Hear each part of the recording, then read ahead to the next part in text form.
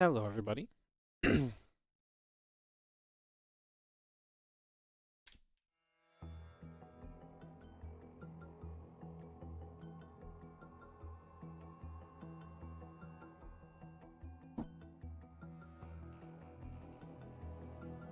are we doing?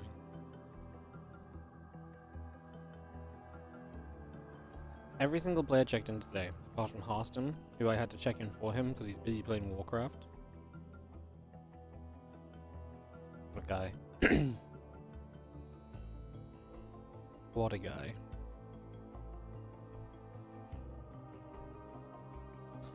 So yeah, bracket is going live.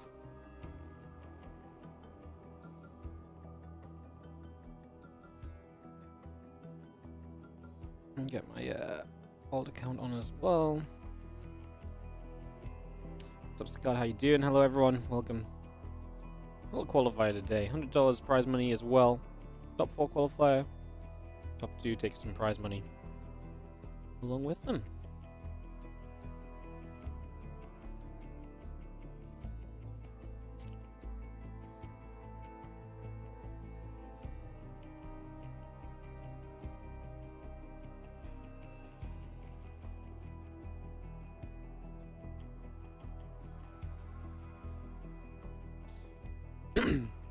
Alright guys, how's it going? Hello. Thank you for the daily telling me. It's really nice. No worries. It's very easy to do stuff when there's not much going on. It's very beneficial to me, so glad you guys are enjoying.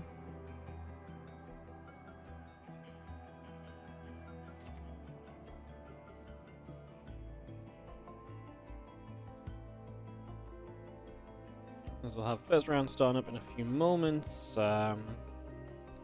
Gonna do our check for people being online, etc. Not sure what we're gonna cast actually.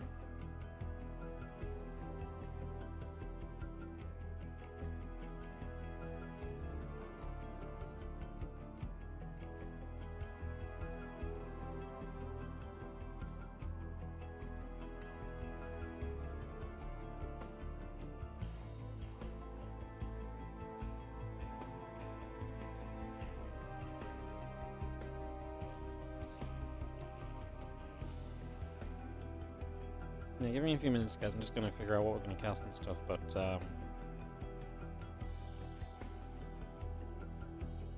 we will get going soon into some games. Yeah, it's been fun being able to bring you guys the daily events. Obviously, it's been awesome to be able to actually just crank out some StarCraft. We will continue it into the end of this month, and then in December we'll get a little bit more here and there. But we have plans for December. We just have to work around other things of December, so we'll figure that out and yeah, get all of that going. Just setting a couple things up, guys, early in the day. Just gonna do a couple of admin things. Don't mind me. Just figuring out what it is that I need to do.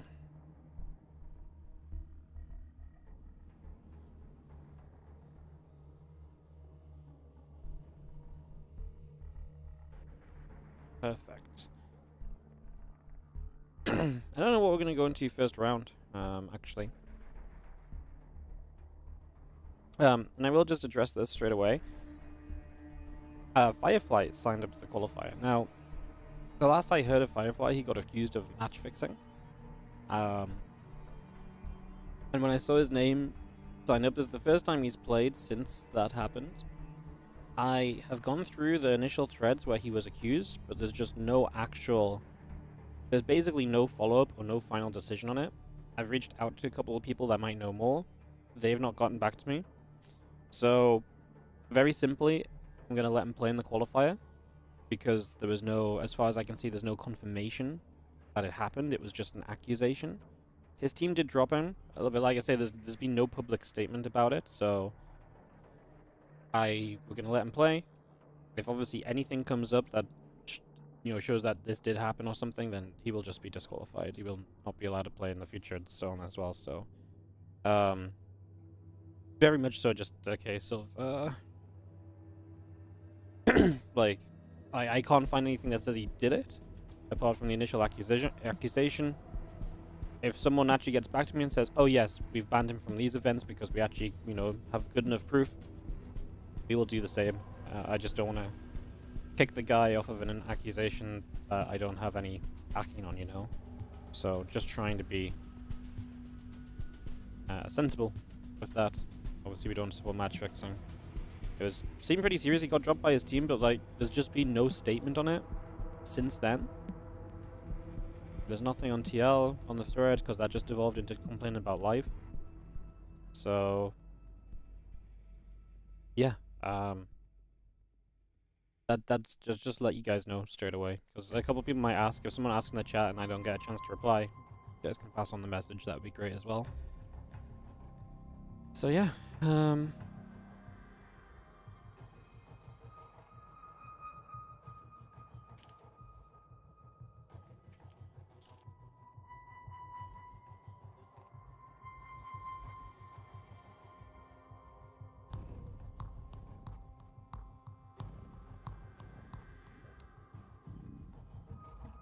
right. Sorry, I'm trying to figure out what we're gonna do as well in terms of game coverage, but I'm not quite sure, honestly. There's a few cool matches, but I'm not sure what to actually dive onto.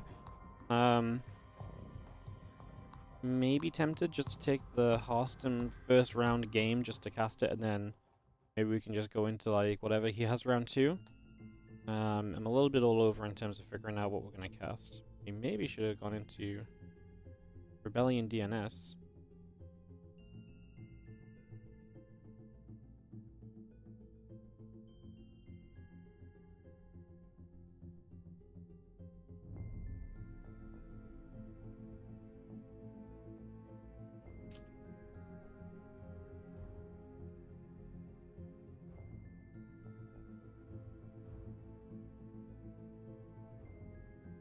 So yeah,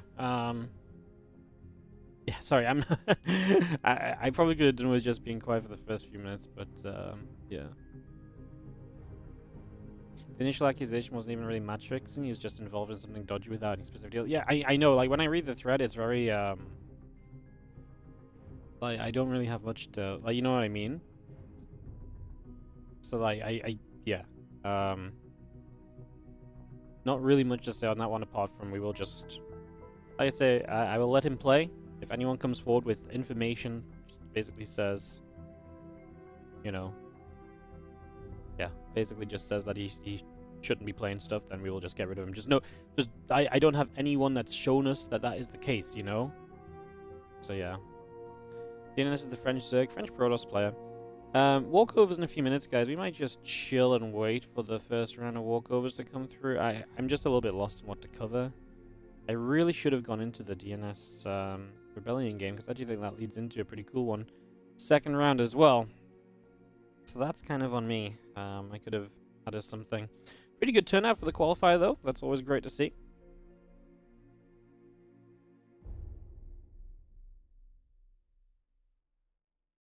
Good to see so many people sign up for the qualifier. We'll have a qualifier tomorrow as well. Top 4 will qualify, and then the top 2 will also be. You can also play on from top 4 and play for some prize money today as well. So we have like a proper tournament instead of just we get to top 4 and that's it. We'll get to see some of the best seeds play against each other at the end of the day. So we have that little bonus. I just don't know what to hop into right now. I'm just going to jump into HARSTEM's game just so I have something to cast. Oh, that's loud. Why is that so loud? Oh, probably because I have this turned up. I turned the volume of the things down. Oh, maybe I didn't turn it down on this screen. Maybe it was just in-game I turned it down. Maybe. Yogi, thank you so much for the 13-month resub on the Prime. Why would it be worth it as level to match fix? I mean, money. Someone pays you enough money, then yeah, money speaks, right? Like, yeah. I'm not going to dwell on it, guys. I just wanted to give my point of view as to what the situation is right away. So, I just wanted to give you guys the info right from the get-go. Give you some, just in case anyone asks. And, yeah, like I say, if someone gets back to me or whatever, then we'll sort it. And we'll go from there.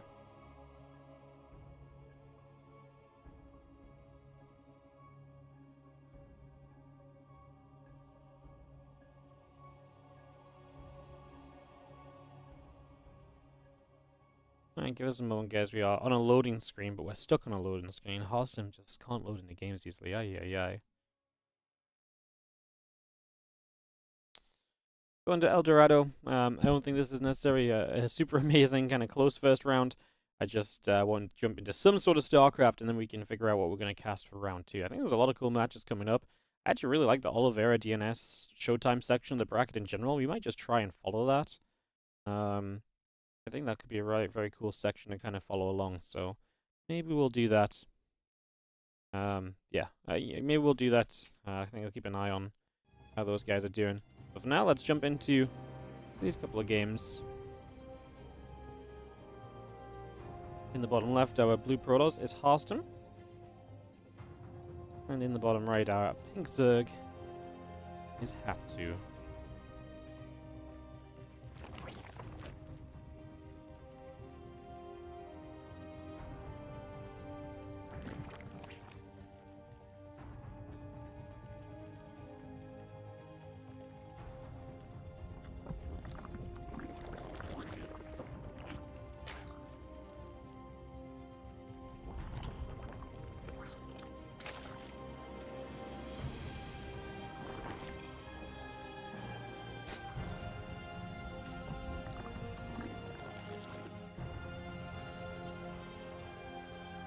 So, a little bit of PvZ, guys.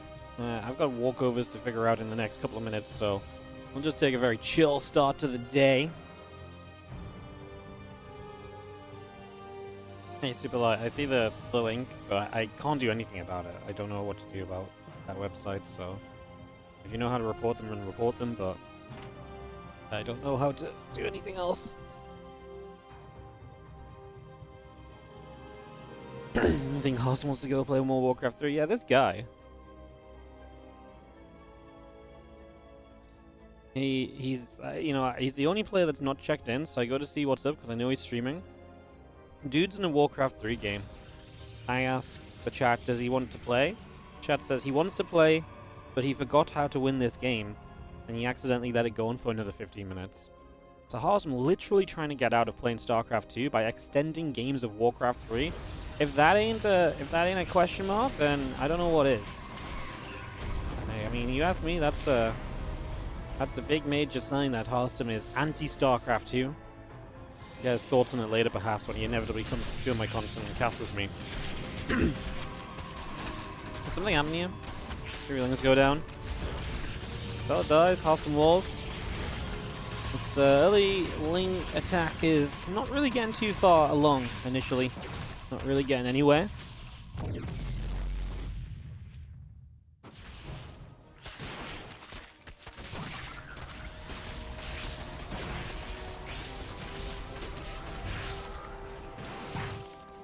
There's going to be a defense made. Excuse me for 1 second, guys. Now I've got to do the walkovers.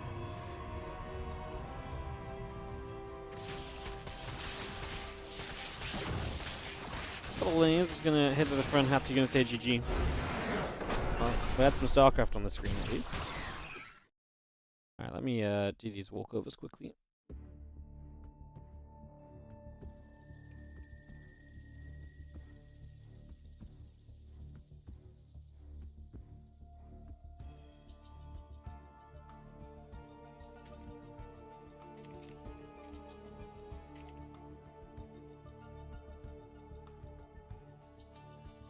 Alrighty.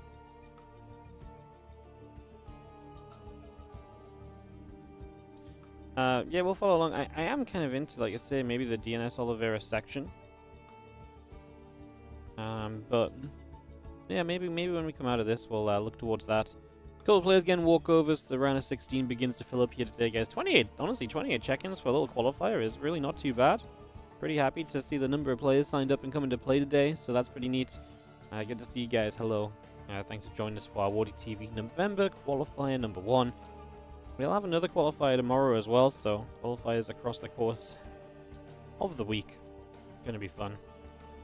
I am the circuit. I'm not the circuit, no. There's gonna be some other stuff coming up soon, I'm pretty sure. Some of the organizers sent me some scheduling today, so we will not be we'll not have as much WardiTV stuff going on in December and January. But, yeah. Just fill in the gaps when no one else wants to run stuff, basically. When is 2 vs 2 tournament happening? Great question. The 2 vs 2 tournament is kind of a work in progress, just because people really wanted it to be on like a weekend evening this time, and I just haven't found the time to do that, because I want to run this event and then it's Home Story Cup, so it's very possible that we maybe run it like we run 2v2 and a 3v3 in December. It's just because yeah, people felt as though we thought we'd get more players if we played at a certain time, but yeah, we're still working on the 2v2 scheduling.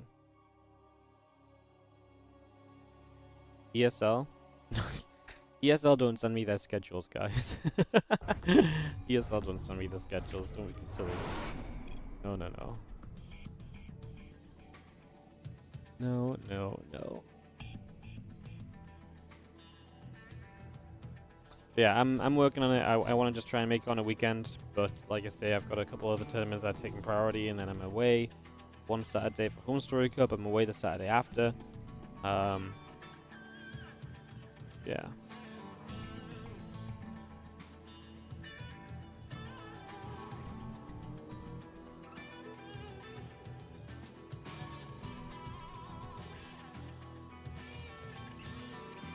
Thanks for setting up.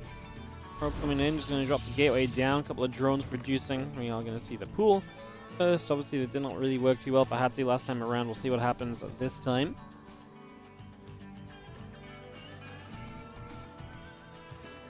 Looks as though no one else needs any walkovers or anything.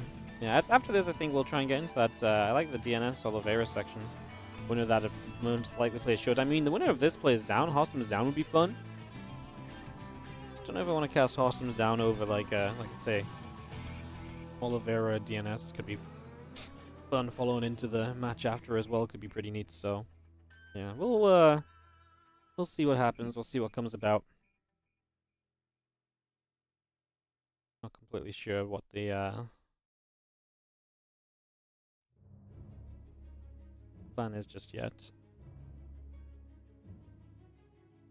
That's okay. It's kind of a chill little cast today, in case you can't tell. We are definitely sitting back and relaxing a little bit on this one.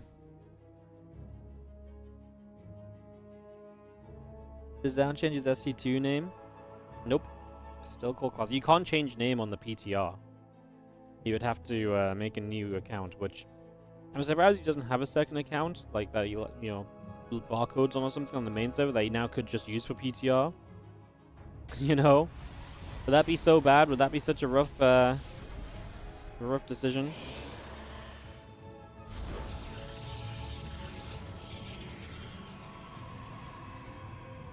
Things speed coming up. The Rotron building hatchery is producing. So Rotron going to be a different way to try and basically all in HARSTEM here. Hatsu trying to cheese the butt off of our Warcraft 3 semi-professional. So nice to see a Warcraft 3 streamer delving there, you know, dipping their toes into the world of StarCraft 2.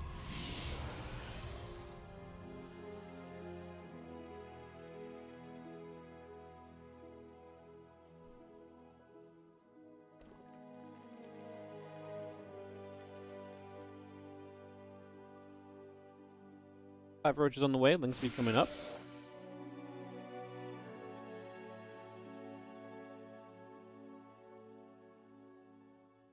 Got loco confused? Yeah.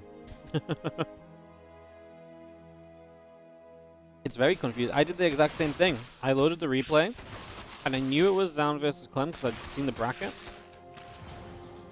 And then, I knew it was Zound versus Clem because I'd seen the bracket. And then I, yeah. and then I opened the replay. It's like classic. I thought I opened the wrong replay.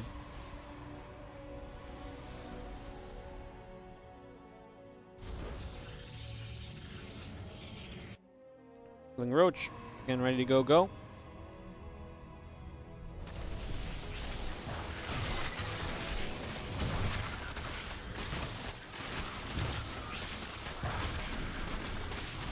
Oracle goes on the roaches. I would have thought continuing to hit the lanes would have been a better choice. I think that's going to be a fairly cozy defense. Unfortunately for Hatsu, HARSTEM is pretty good. That makes this obviously a very difficult match to play as the Oracle will activate, the Ravager will go down. We should target this Ravager as well. Obviously with energy overcharge, the Oracle will just have energy to attack forever basically. There's basically just an Oracle defense. Hatsu is desperate for the Cybercore. He gets it! The Cybercore falls! GG. HARSTEM moves on through. He will play Zaun. I mean, we can go HARSTEM versus Zaun. I'm not against HARSTEM Zaun. I just really feel like I would like to see DNS Oliveira. I mean, Oliveira should be playing DNS soon, actually. I think we're gonna... What do you guys think? Would you rather watch HARSTEM Zaun, or would you guys rather wait for DNS Oliveira? Because I feel like... I mean, I think HARSTEM Zaun's pretty fun too, to be honest. My only problem is, so the benefit of going like DNS Oliveira is that it leads into most likely Showtime or Goblin, which is a very fun round of 8. The Hero, the Zaun HARSTEM would lead into probably Hero, but that's just a lot of PvP. I already feel like we're going to have a fair bit of PvP in this tournament anyway.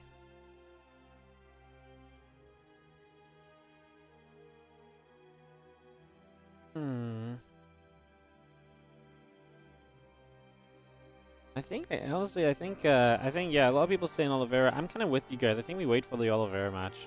HARSTEM is streaming, so if you want to watch HARSTEM Zaun, you can watch it from his point of view. Hero is so much fun. I do not disagree. Hero is a lot of fun, but I think, yeah, I think it's good to hit the non-mirror matchup, personally.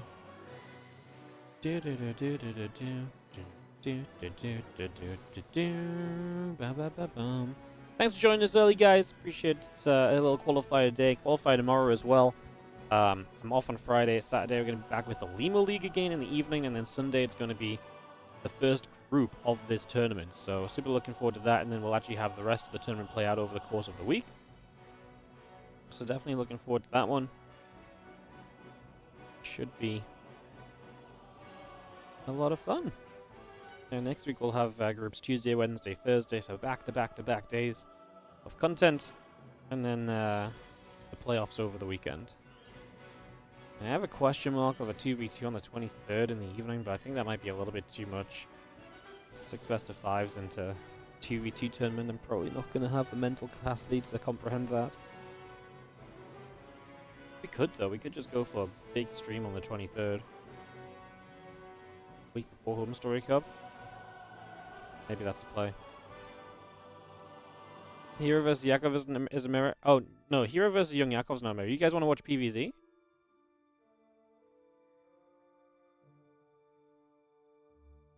I mean, we could watch Hero vs. Yakov if you guys want to watch Hero Yakov as well. Go ZVP first. We could do that. I just think that's a less competitive matchup than the potential Oliveira DNS that should be ready soon. Yeah, we could go Hero versus Young Yakov if you guys feel like that's the way. Oliveira DNS? Yeah.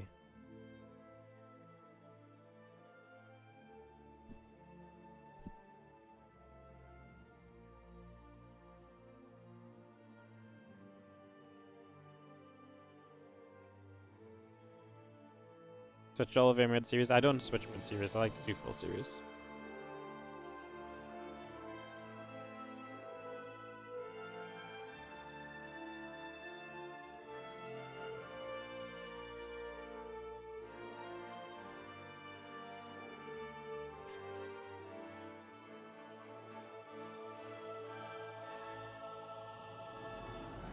I think Oliveira DNS is more fun. Yeah, and I think they're ready to start as well. I think we're going to go Oliveira DNS, guys. Oliveira DNS is actually ready to go right now. So, let's go into it. Yeah, if Oliveira DNS still wasn't ready, I was tempted to go Hero Yakov, but yeah, let's go Oliveira DNS. Cool, let's do that. Oliveira versus DNS, bit of TVP in the round of 16. I'm not sure if we'll do both the semifinals today, guys. We'll see what the bracket's doing and how long it's taken. This is just a qualifier. I don't want to take up everyone's time too much. It will only be a best-of-3 final. We might do both semifinals. I think that'd be nice, to be honest. I don't think that's too crazy a request. We will see. So yeah, Oliveira DNS in a few moments, guys. We'll get that ready. We'll get this kicked off. Besides, we don't have more language coverage. Maybe we could have had more people fighting some games, but that's okay. These qualifiers kind of came out of nowhere. It's been rough trying to get things out in the open ahead of time recently. But yeah, $2,500 tournament this one, guys. The WardiTV November. Super excited to do something a little bit bigger. It's the largest tournament we've done in a little while. So yeah, super excited for this. It's going to be 20 players in the main event. Obviously, we'll have a bunch of invites as well. If you're not, I will make sure to invite all of your favorite players. Well, I might invite some of your favorite players. But yeah, some of your favorite players will be invited. Some of them will probably tell me to say no. So yeah, that's what's gonna happen. So yeah, excited to see who plays. Hopefully, we can get enough Zergs to play. I'm really hoping we can convince a few guys to come and take part. Would be nice. Would be really nice.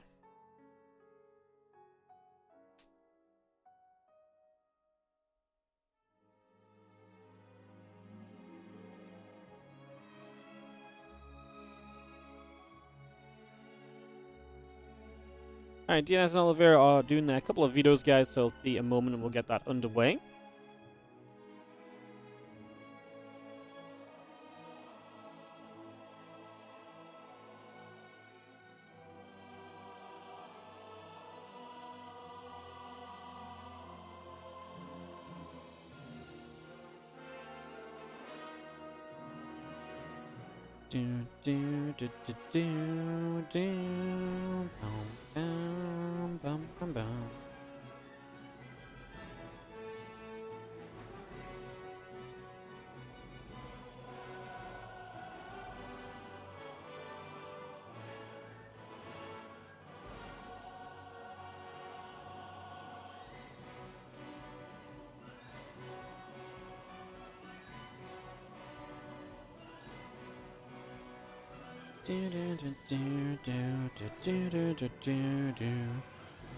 Yeah, DNS and Oliveira are videoing, guys. Should only be a moment or two and we'll get into this TVP. Yeah, kick off into some groups. Very fun and exciting. Some groups on Sunday and the rest of the week, and then playoffs next weekend. Hell yeah. And Home Story Cup the weekend after. Exciting times, exciting times. So yeah, invite in. As we get ready to rumble.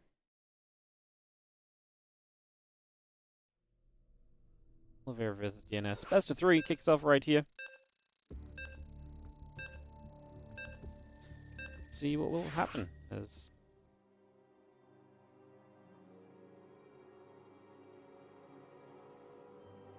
yeah, Indy left the lobby on the countdown.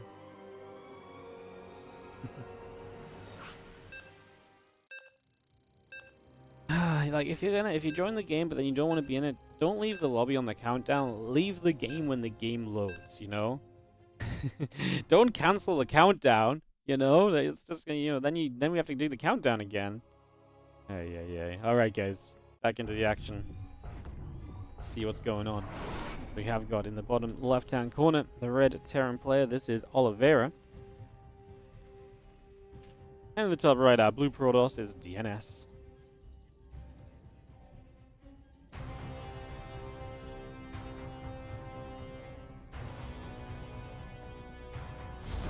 That one goes down. Probe in production. SCV in a depot on the way up to start out with here.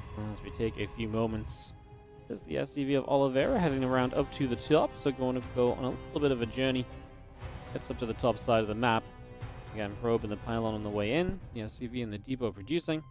And we have ourselves a cheeky proxy to start us off. Oliveira with the aggression. In game number 1 of this best of 3.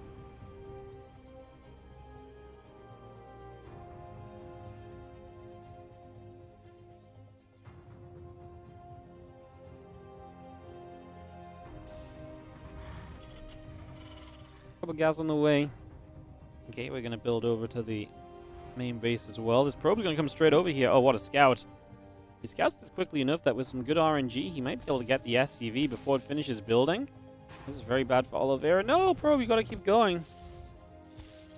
Yep, good so far. SCV is 4 hits from death. 3, 2, 1, and that's cancelled barracks. SCV dies as well. Oof.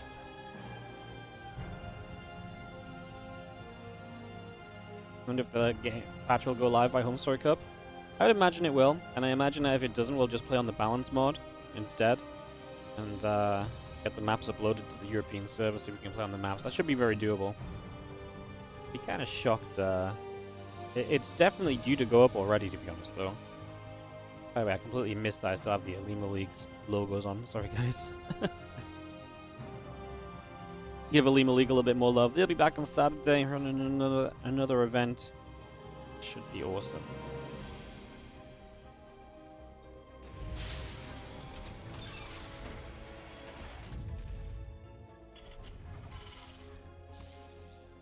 Well, factory starts up here. There's obviously losing that barracks across the map is a little bit rough, not exactly ideal.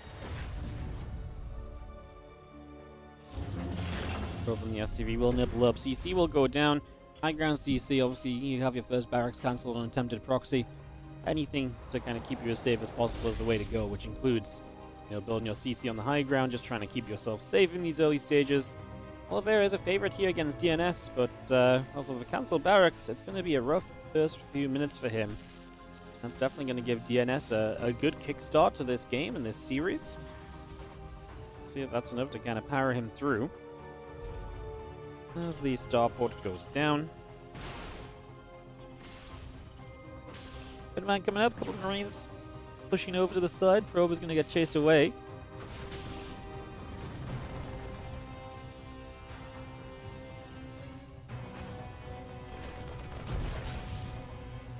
Probe in the corner goes down. Phoenix still coming about. Have ourselves the warp gate building. And the Widow Mine on the way through as well, so we get all of that on the go for the moment.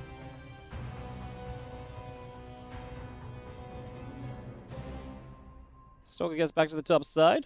Phoenix and the Warp Gate still building, the battery coming online, the probes are producing. Orbital Command and Widow Mine coming up as well as we drop a gateway into the front.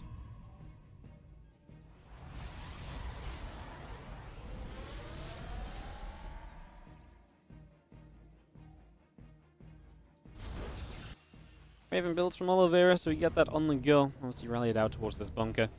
We do have our orbital command about to finish up here as well. So Oliveira's orbital will complete. The siege tank will start on the factory. And just going to rally that out to the front as well.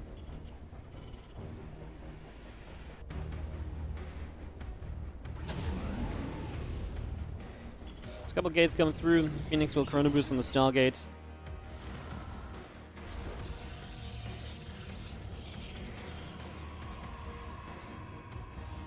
Siege tank building, couple of barracks are on the way. We have ourselves the full setup here from Oliveira powering up right now and getting us into this next stage of the game. Against the Phoenix and so, does Oliveira want to be aggressive? Probably not, especially off of a rougher start for himself. Attacking into those Phoenix could be a pretty rough way of things coming about. Phoenix continue all the way down to the south. Again, Nexus is building, Phoenix about to complete. Couple probes coming up as well. Sim layers in production.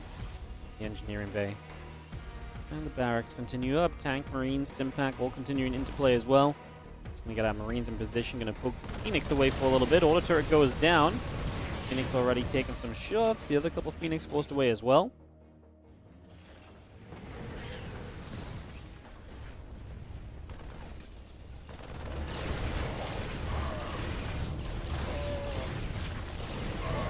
Going to get rid of a lot of those Marines straight away, so again, good catches there. Third Nexus is about to finish, as again, Stimpack, Combat Shield, and +1 building on the side of Oliveira. That's going to be where the power spikes for the Terran. Until then, the Phoenix are going to control these skies and control the mineral lines. Likely they're going to get a good amount more damage done still, and extend that work to the lead of DNS, which again, just off the start of this game, he's been in a good position from the very get-go, and looking to maintain that as best he can here in this game one of this best of 3. Round of 16 matchup. Again, super impressed. We've got a competitive round of 16, round of 24 today. That's never a guarantee. Fun to see so many people excited to play some StarCraft, man. Amazing. Phoenix still chilling out down to the bottom.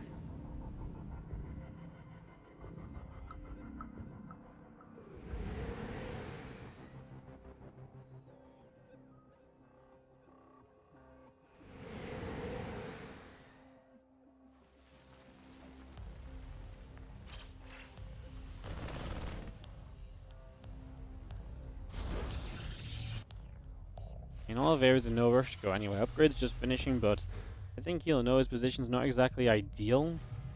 If he gets on the map, he has to get on the map, while circumventing the Phoenix. That's a moment of opportunity, perhaps, to get those Phoenix, but they pay attention. Widowmine's going to get caught in the main base.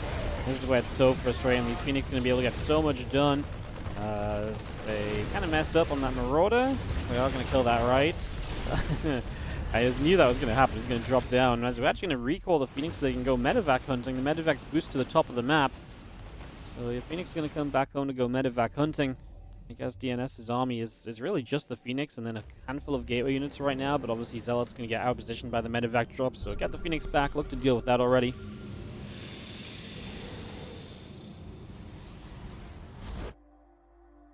Brings the medevacs will turn from the top and go back down the bottom, as we already see a gateway building from DNS, so he gets aggression ready on the bottom portion of this as well. Zealots, Archons, the Stalkers continue through the hallucination of DNS, taking a trip down to the bottom left-hand side.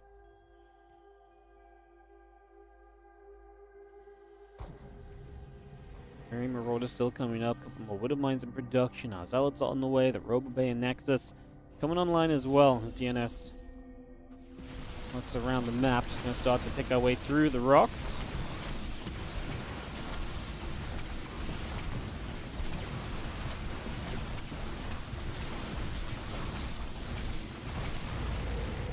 As rocks go down, we open up that space and push down to the bottom left now. As we do see DNS readying for, potential to kind of, go and attack if he wants to. The setup, though, from Oliveira is pretty scary. There's a lot of Widow Mines there. The siege tanks are quite far back. I love the spread of the mines, too. The engagement in is going to cost you a few Zealots at the very least, right? Like, you're going to lose Zealots if you try and engage into that, but, that's kind of a given. It's just not losing too many before the fight really breaks out. Observer does see a lot of the Widow Mine field that's laid out as well, so DNS is very aware. I wonder if it would have been worth sending a Phoenix or so forward. He is going to actually go lifting up a bunch of the mines. Some of them do still connect. More mines on the right-hand side, which we continue to lift up as well. So DNS takes the mines out of the equation. Phoenix numbers have actually been reduced quite heavily here. The couple of Archons are the one thing that are not really being dealt with at all. I don't think we have a warp in, though, do we? Oliveira loses a lot, but DNS loses everything. All the Phoenix bar one go down. 6 SCVs die. Yeah, the Zealots come from the gateway in the bottom right. Man, it feels like they were very delayed. If they'd arrived a little bit sooner, that would have been amazing, no? It feels like you should have had a warp in at an earlier point.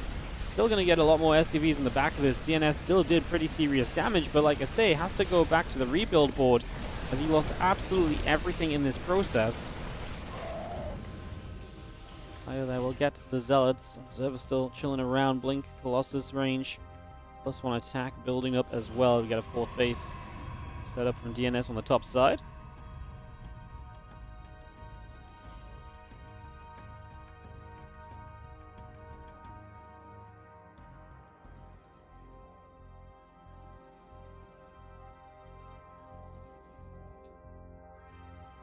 Scans coming through, as we do have the Ghost production now starting up from Oliveira, so we'll begin to get a few of those on the way out. So some initial Ghosts being established. Bring those into play. Just have the 4th base of Oliveira. We're going to try and move forwards as well. DNS on 4 bases himself, going to take out the rocks to take the gold base in the center. See if he can get away with that. Oliveira is playing a game where he's not really had a lot of control so far. I think fairly understandable if you just want to kind of hold back here and, if Oliveira can't kind of move out and, then you can get away with the gold base. Maybe you could have actually taken the gold base as its 4th with the way the game was going. That is risky, but I think in this scenario it would have worked out because Oliveira, like I say, has yet to really leave his bases, right? He's been extremely passive in this game, and rightfully so. He's not really being set up to be more aggressive or anything. As we dive across, this pylon and that gateway will go down. So that'll get cleaned up. Gateway falls, the probe goes down. A few more Vikings on the way up as +2/+2 is on the way as well. The Disruptors, Chrono boosting out the Robo facility. So much more tech being built back up here. You look at this DNS army, you got 3 Colossus and Archon mixed in. Now we're going to get some Disruptors mixed in also. So a lot of that coming through.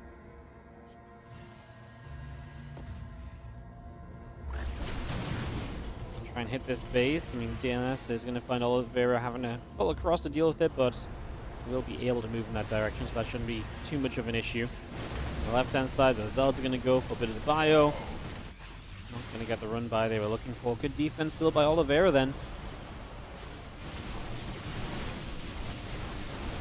DNS actually knocks down these rocks to give him a different escape path. Maybe just to kind of get up there as well more quickly if he feels like he needs to get in position to deal with the gold. I would have rather he killed these rocks though. So now it feels like you're giving the Terran player a way to get towards the gold base more easily. As we do get chased here.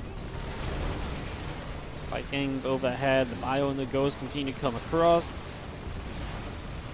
Couple Disruptors dropping, that Colossus goes down. Let's get back to the high ground there. We settle down once again. 4 more Oliveira's in production, Marine Marauder coming through, additional gateways are producing. Refinery from Oliveira into the 6 o'clock.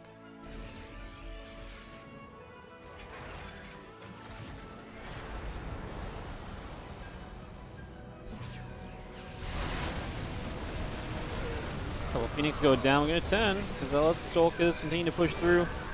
The Marine Marauder is going to kite backwards here as Oliveira makes a trade of this. We have got ourselves the units continue to chase. Libs, Marines, Marauders, Ghost, +2 ship weapons all coming around. We are going to see the Stalkers continue to get rid of a bunch of those Vikings. I mean, Oliveira gets pushed back, but with the Planetary Fortress there, I don't think DNS can really do much more, go any further.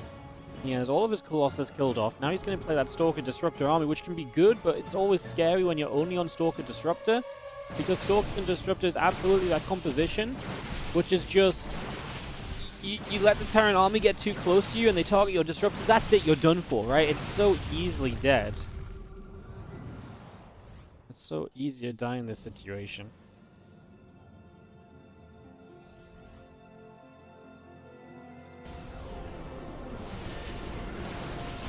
Stalker's gonna blink, Disruptor shots.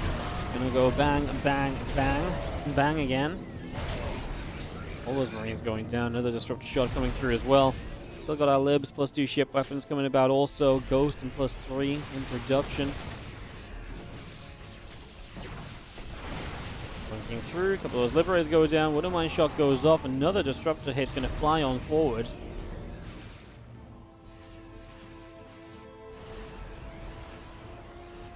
Three, +2 ship weapons coming in. Again, additional Liberators and Marauders all producing. He's going to try and press forward again there. Disruptor shot will be good for Wooden Mine.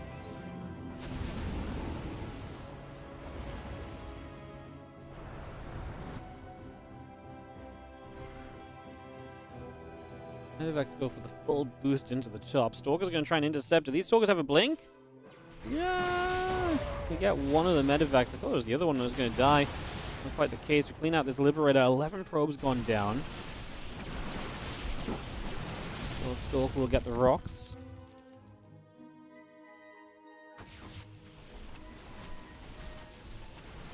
Yep, guys, this is on the patch, newest patch available.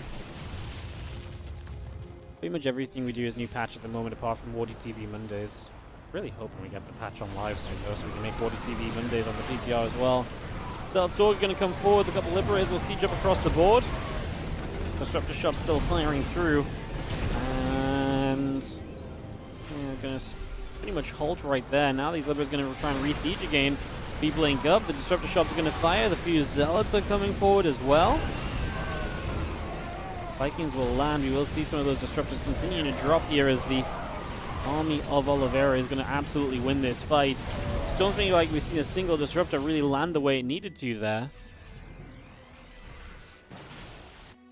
Marauder, Liberator producing 3-3 upgrades on the way from Oliveira as well. Finishing fairly soon. A couple more Widow Mines in production.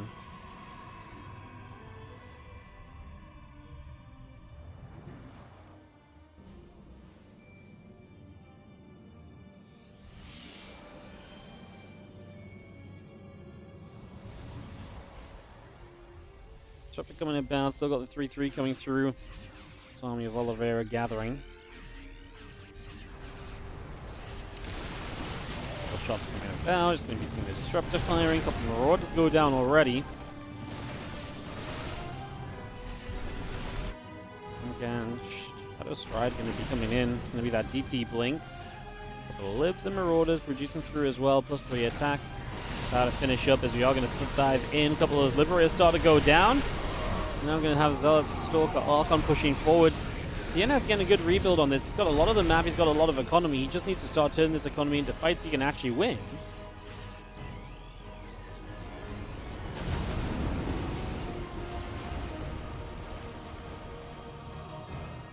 Medivacs boost away.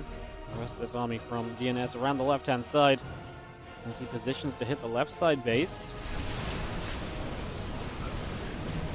Will just come through. I mean, we're aiming for the planetary, but we're not going to get it, and that's damage kind of wasted in this scenario.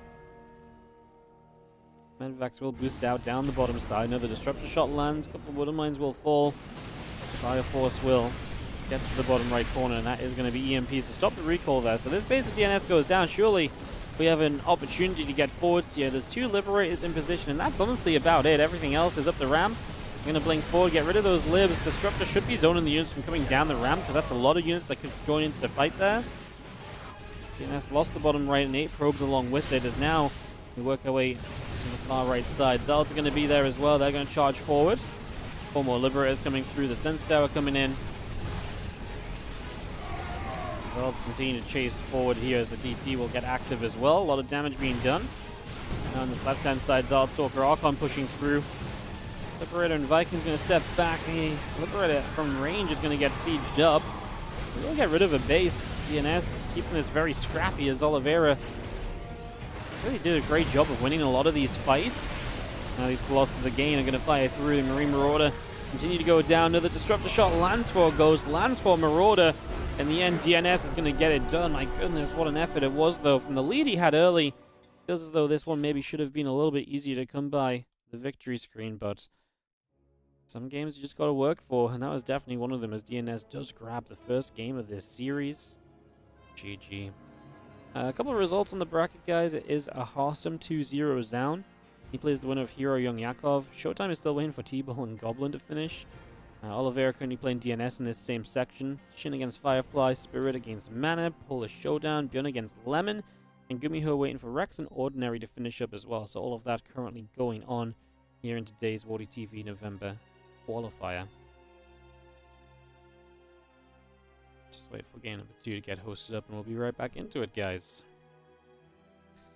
Off into whatever the second map may be. Ordinary is Chance's new name? Yeah, I think so. It should be a matchup which I feel like Rex should do well in, but maybe it's actually a closer matchup than I thought. I didn't really think about that, actually. Alright, loading into Oliveira DNS round 2. Yeah,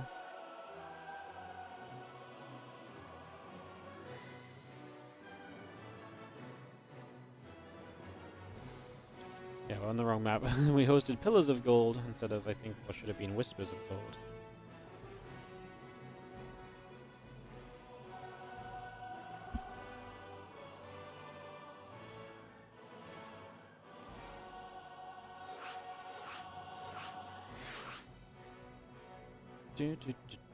Alright, Whispers of Gold, map number 2. We got this on the way. Yeah, this is to answer the YouTube chat question. This is a tournament, but this is just an online tournament. So these games are live; they're being played right now. But yeah, it's not. It is just online. There's going to be. I mean, Home Story Cup is in a couple of weeks. That is going to be a tournament live in person. Everyone's going to fly out and travel there. So that's in a couple of weeks' time. So that is coming up. Look forward to that.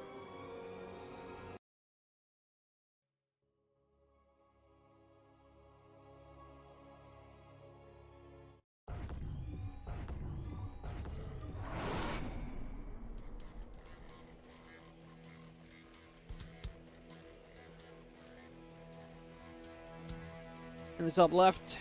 Down in game, looking to bounce it back. It is going to be our red Terran player. It is OLIVEIRA, as he battles against the blue Protoss. In the bottom right corner, we have DNS.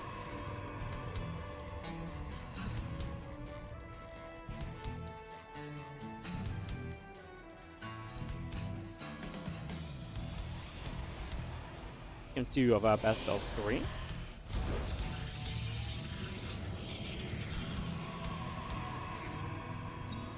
was such a bad start for OLIVEIRA. He definitely didn't get to play the kind of game you'd expect him to want to play.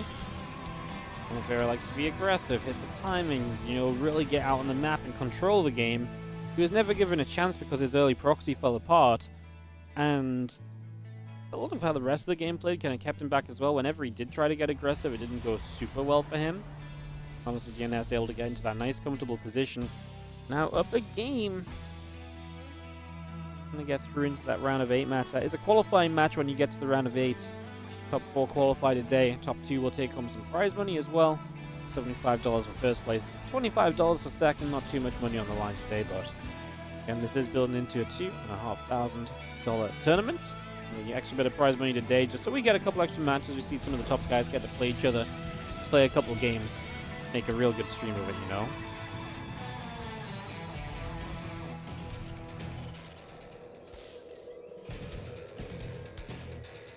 Command Center is going to get into the naturals, just going to get the CC in place, the orbital command about to finish, Reaper coming up in a moment as well.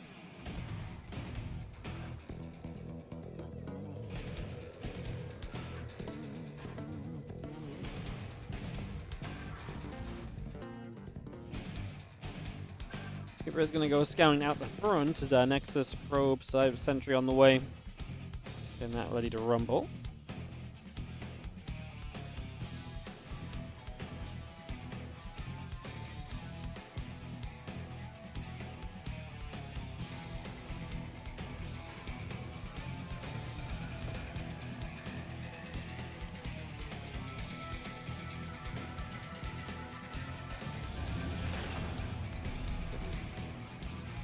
Creeping a couple of Marines move about. Just going to have ourselves the Twilight Council building up.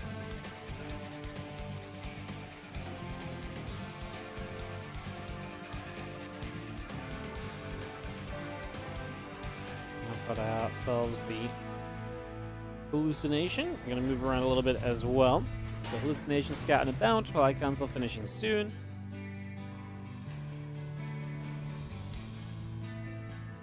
And the Reaper just scouts into the main base to see what's on. And so there's not a lot. The barracks gets its reactor completed. Second barracks finishes as well, goes straight to the tech lab. So a couple barracks, a factory. Gonna get a Cyclone, of course. This is the old version of the Cyclone in terms of it's reverted now back to what it used to be.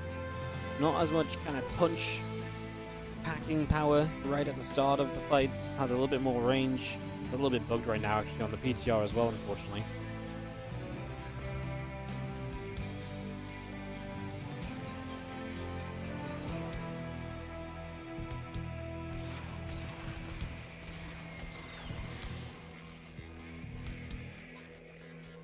Blink coming in, a couple of probes are coming through, and the Robo facility is building, so just blink into Robo.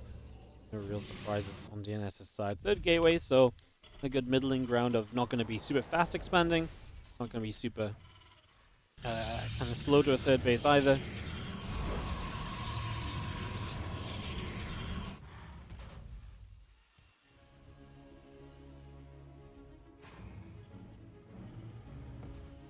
Marines will gather. Going to be seeing the Stim pack about halfway done at the moment.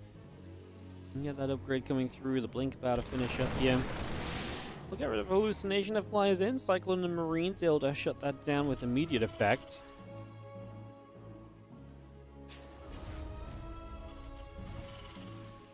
Up and down the supply depot now. The Marine Cyclone tank just begin to go on a journey onwards onto the map. So away we go.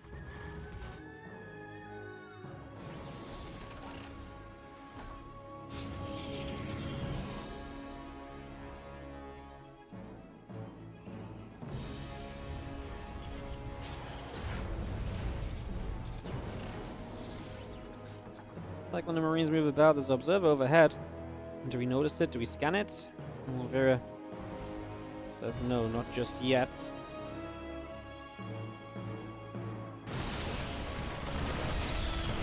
Cyclone goes down quickly. Not super worried about the Cyclone death. I'm not sure how much that's going to really affect things. Obviously, let's see if these tanks can get into position. Is waiting as long as possible before we siege. Stim available allows you to get forward here and take a decent fight. No battery on the forward position. The battery a bit further back. As the Nexus will start to take hits. The new battery gets killed as well. Not even cancelled. Going to see our Stalkers continue to drop as we are going to be seeing the battery getting an energy overcharge so it can heal a bit longer. However, the Immortal still dies. The Marines are going to stim once more. It's going to go in the mineral line, get a couple probes, and now we're going to turn around and chase away the medevac. It's going to be seeing the combat shield, concussive shells, and the +1 coming up as well as our medevac does escape away. Or not. Nice blink, gets the kill. Good to clean that up fully. It definitely wasn't super pretty for DNS what happened on the other side, so good to kind of come through and be able to get some damage done.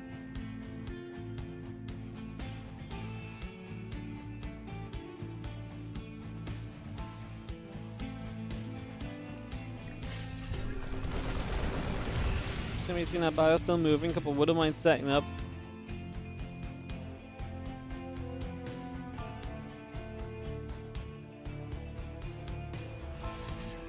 Going to be seeing the +1 attack is going to be coming through. Marine Marauder medevac still coming up as well.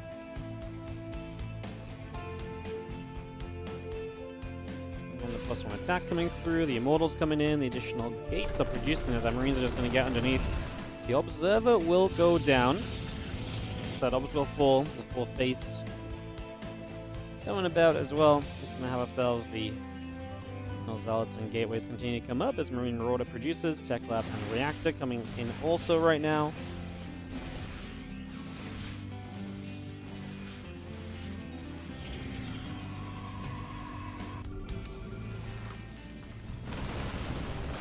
You can see the bio going to unload on the bottom side.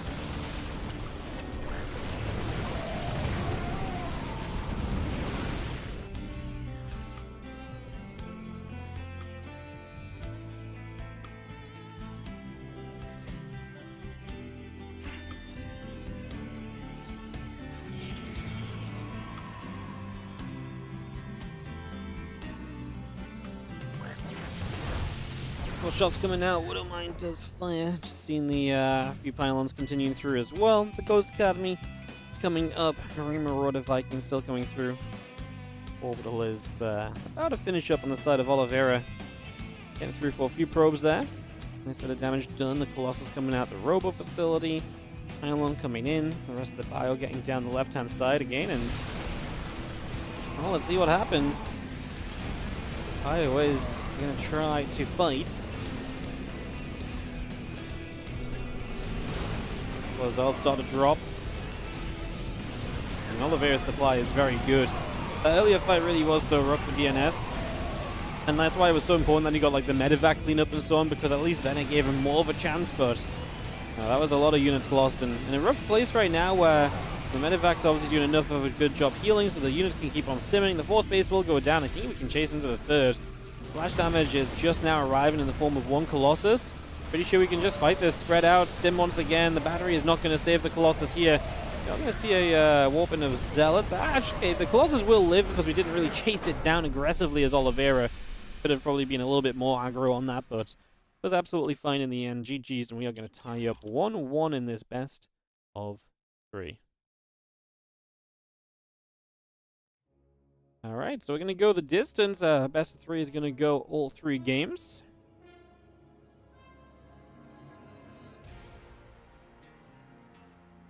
Are there any units who have bonus mechanical damage? A Viking does bonus to mechanical. I know that off the top of my head. Right? What else does bonus to mechanical?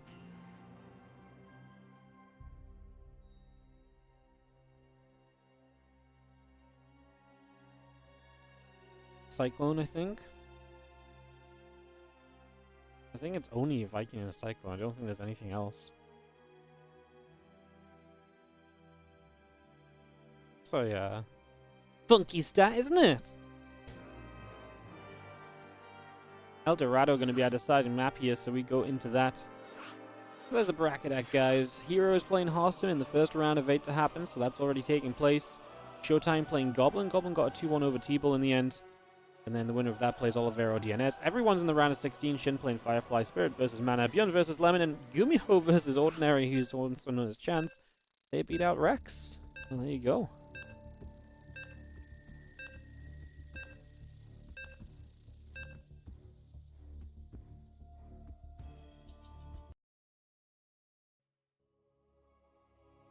El Dorado coming up, third map of the series. Let's get this going.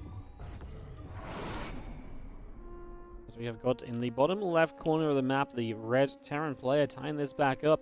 This is going to be OLIVEIRA. Takes on the blue Protoss in the bottom right corner of the map, DNS.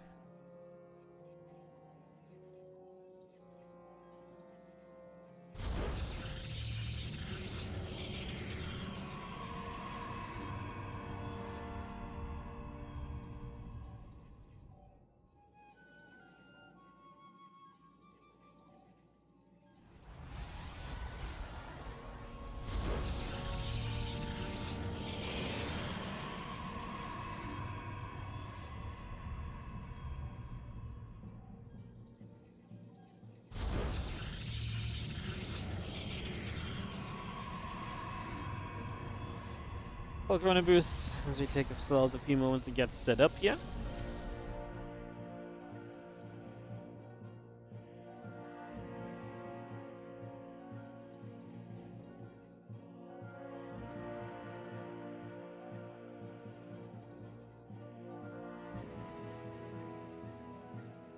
Going into El Dorado. Barracks and the gateway coming up.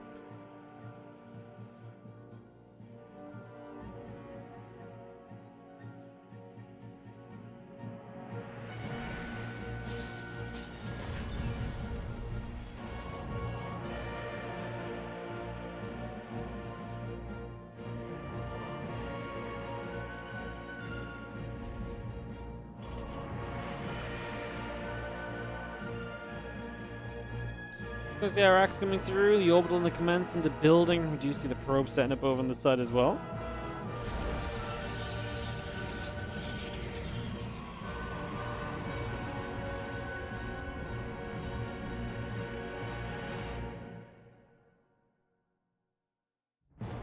And next is coming through the cybercore building, the factory and the commence center continuing up as well. The reactor continues to come into play.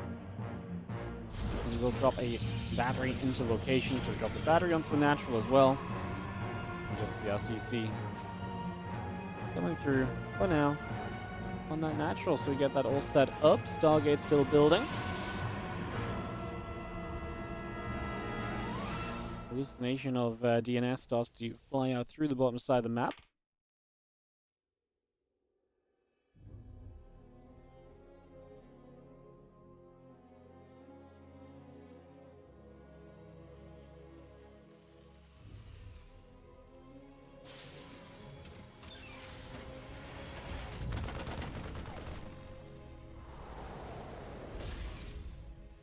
So you can scan with the hallucination, and we are going to go into the Stargate as the next step of this. So Stargate on the way out, as you do have the Hellion going to move across.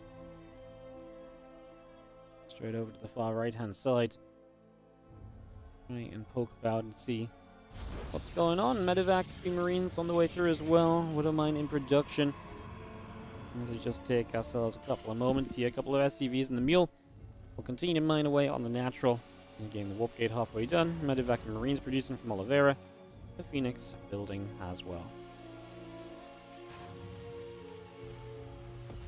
So our Phoenix does just continue up as our SCVs and our Mules continue to get onto the mineral line. Depot will complete. As the Marines go toward the Phoenix, the hallucination there taking some damage. Hellion on the far right hand side and a little bit of a move about as well. As the hallucination pulls back into the main base where a couple of Marines are going to continue to whack it.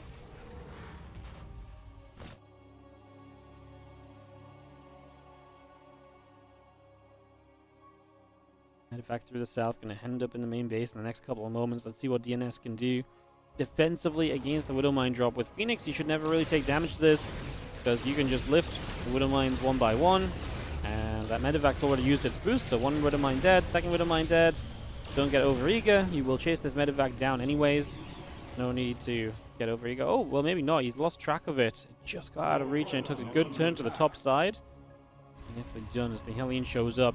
The medevac's away, the Phoenix spread a little bit to try and catch it, but in general maybe now the Phoenix getting across the map would not be a bad choice.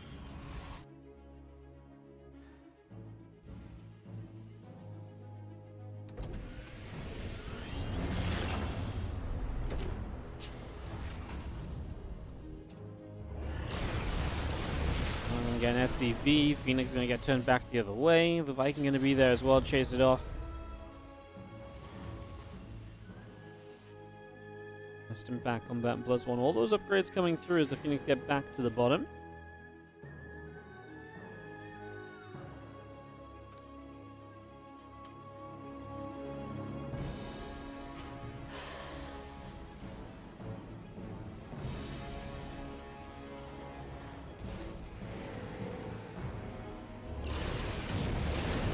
To the right side, a few SCVs going down already. As do you have, and the upgrades continue to come about for a little bit there. So upgrades coming through. Do you have extra gates, +1 armor, charge. All coming about right now. Our Phoenix going to make their way into the center.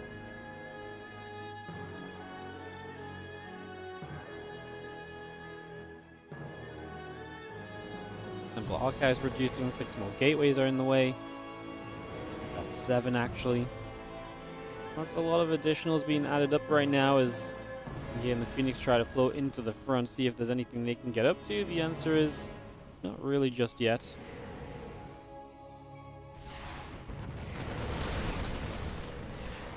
As the Phoenix will see this army starting to move forward, Stimming +1 about to be done. Combat shield is finished as well. This is the typical timing. The terrible trio of upgrades of the Terran going to be done, and they are going to feel confident to get across the map. And this is the first test really for a DNS in this game. How well prepared can you be for a larger attack? Yeah, the Widow Mine drop was one thing, but you definitely had a build order advantage defending that. How well are you prepared for the Terran upgrades and the Terran pushes that come along with it?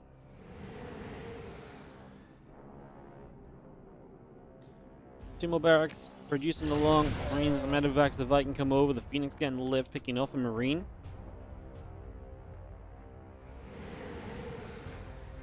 Medevacs and Marauders still producing the +1 armor coming up as well. Orbital Command coming by. The Widow Mine finishing on the factory. Just going to see drilling poles will start. Another Widow Mine going to move forward.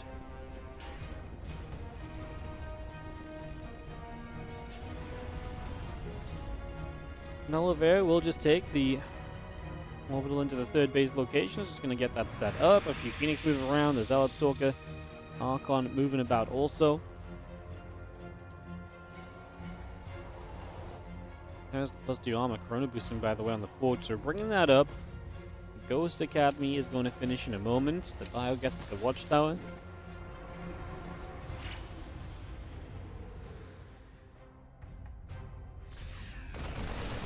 Mind there, definitely a scary factor. The Phoenix do have to step away.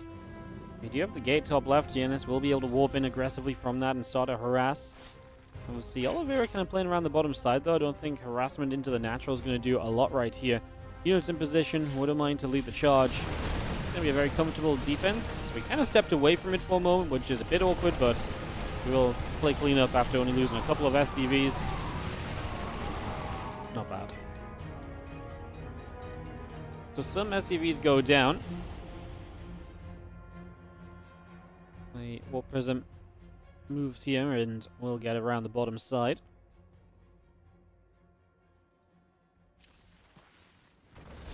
Bio gathering up. Phoenix is going to get chased to the central watchtower. The Bio is hunting, obviously kind of aware that there may be a gateway somewhere. Just checking around instead of the next few Zealots as well, so definitely catching those run-bys before they can really do much of anything. It was a nice place to be. Shutting the run-bys down early is going to be a major plus, a major positive, no doubt. Going back to the right side, the Zealot Archon gathers together. The Phoenix coming back through. +2 armor upgrade coming up on the engineering bay. And the Prism in the main base now is actually going to see some harassment from other directions. This one may be a little bit more difficult to deal with, although we got that pretty quickly. Still only a few SCVs going down. And we did kill the Prism, so obviously now the Prism is not going to be able to come in for round 2. That's pretty important. The faster you get rid of the Prism, the less that this can continue, the happier you're going to be there. As look at Oliveira building the gold in location here. DNS has just worked his way right up the top right side of the map, but Oliveira pushing himself through the bottom of the map, taking a gold on location right now. This gold is already building as well, so we're going to suddenly take control of 2 gold bases, and that's going to be a major boost to the economy of Oliveira. Coming to the 11-12 minute marker on El Dorado, he's going to be rich if DNS does nothing about this. The wall-off is being completed over here as well, so we're starting to get to the point where these Zealots will continue to not do too much. Unfortunately, one would have mind not burrowed. Yeah, I mean, we are getting to the point where this is going to get cleaned up. Just needs a few more units to help it out and along the way. If that would have mind us, but honestly, I'm surprised we don't just wall off here. Keep the Zealots out, stop this from being a factor, let the Widowmines do their job. You kind of deal with this very easily. It is easy to get over here now. These minerals are so mined out, so you can kind of run up there very easily from the bottom side of the map, and that's the beauty of the map, is that getting back to that natural, even though you play in the bottom, is actually not that difficult. But Protoss would also want the gold base. I think it's difficult to hold the forward position as a Protoss, and so basically the expansion pattern DNS took is really taking the linear pattern. It's the most defendable pattern on the map. So you're really taking bases that's going to be difficult for the Terran to punish. So as long as you're taking those bases that the Terran can't punish easily, I think that's why DNS is like, cool, I can extend the game to the point where I'm most comfortable. Whereas if he tries to take forward bases, he puts himself in more trouble early, and that almost plays into Oliveira's strength. So I have to imagine something along those lines is, going to come into the mind of DNS while deciding his expansion pattern.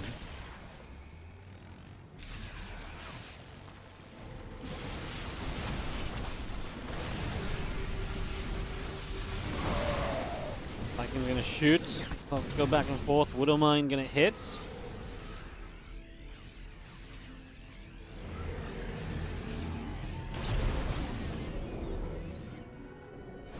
Destructor shot just firing straight onwards. A few more commands into the building.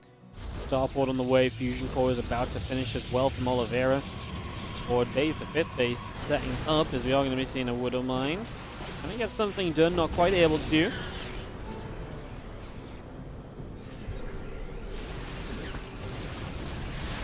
Splashes a few of those Zealots.